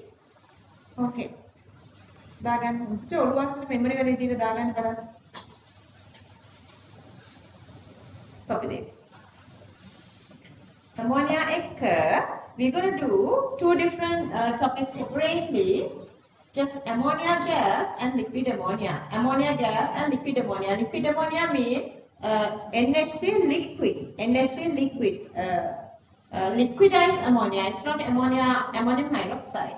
Okay, so the first part is with the ammonia. Whenever equations very frequently they are asking. තුනවත් අහනවා එකක් අහනවා එහෙමත් තියෙනවා තැන්. So if you have like the normal level of ammonia and Cl2, nitrogen and HCl are the products. So you can use these two as methods of producing nitrogen as well. ඉවරද? pencil case එක අස් කරලා. ඉවරද? Okay. Ammonia and Cl2 into an HCl, then two other reactions having excess ammonia and excess Cl2. Excess ammonia, nitrogen and ammonium chloride. Excess Cl2. When you are having more chlorine, all these three hydrogens are replacing with chlorine. So that you are getting NCl3 and HCl. Understood? ඊට පස්සේ මට දෙන්න ඕනේ චුටි reaction එකක් මම මෙතන එකතු කරා. This NCl3 also have this bleaching action as well and disinfectant action. That's because NCl3 when dissolved in water, it is producing NH3 and HOCl. This action let's going to talk about later. This HOCl also converting or decomposing to give HCl and atomic oxygen. That atomic oxygen is oxidizing other germs or colored compounds or whatsoever. So that is there. Ammonia Br2 and Br3, ammonia I2 and I3, those two reactions are also possible. That is the first part, that is with ammonia gas. Okay, චුට්ටක් long නිසා මේ part එක ඉවර කරගන්න. Okay, let's read this together. With gaseous NH3, depending on the concentration of Cl2 and ammonia, products can be different. So ammonia Cl2 normal reaction, excess ammonia nitrogen ammonia chloride, excess Cl2 NCl3 and HCl. NCl3 is a covalent chloride. In aqueous medium, this acts as disinfecting agent since formation of HOCl. See, HOCl can dissociate into oxygen and HCl. Oxygen is acting as disinfectant agent. Br2 and I2 react only in the presence of excess halogens. Okay, let's copy only that little part. Just go with these two subtopics, A with NH3 gas, B with liquid NH3. Copy the rest there. Copy the rest.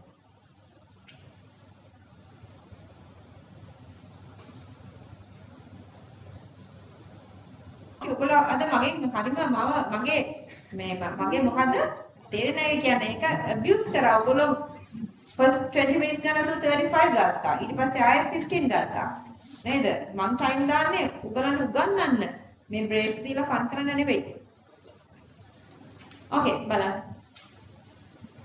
liquid ammonia what is the meaning of pH is greater than 8.5 what is the meaning of pH is 7 neutral. pH is greater than 7, basic. Less than 7, acidic. Acidic.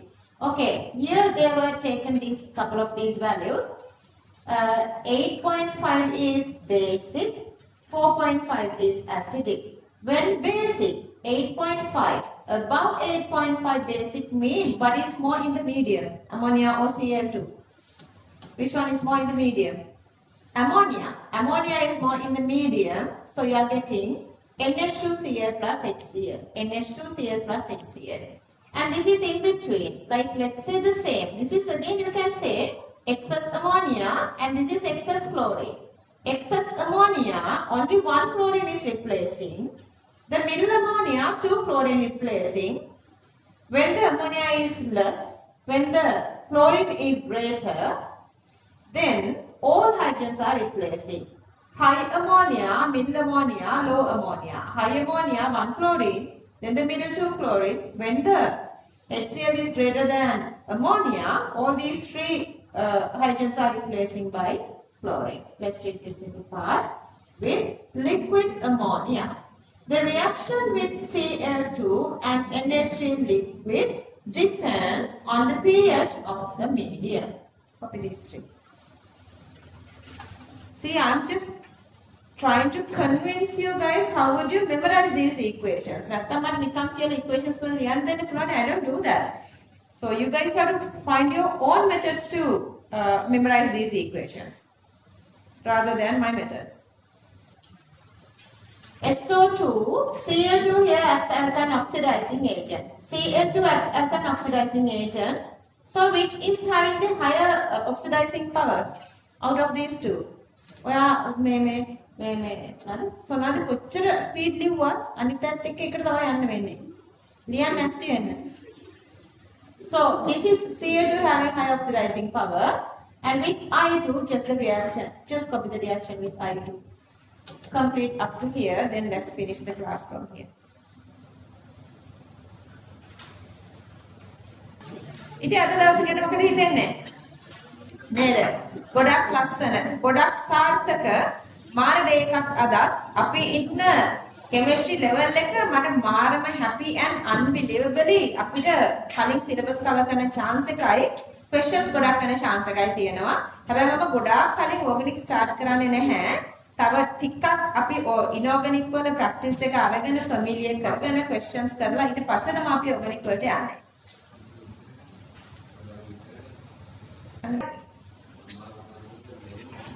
Usana, what a price making.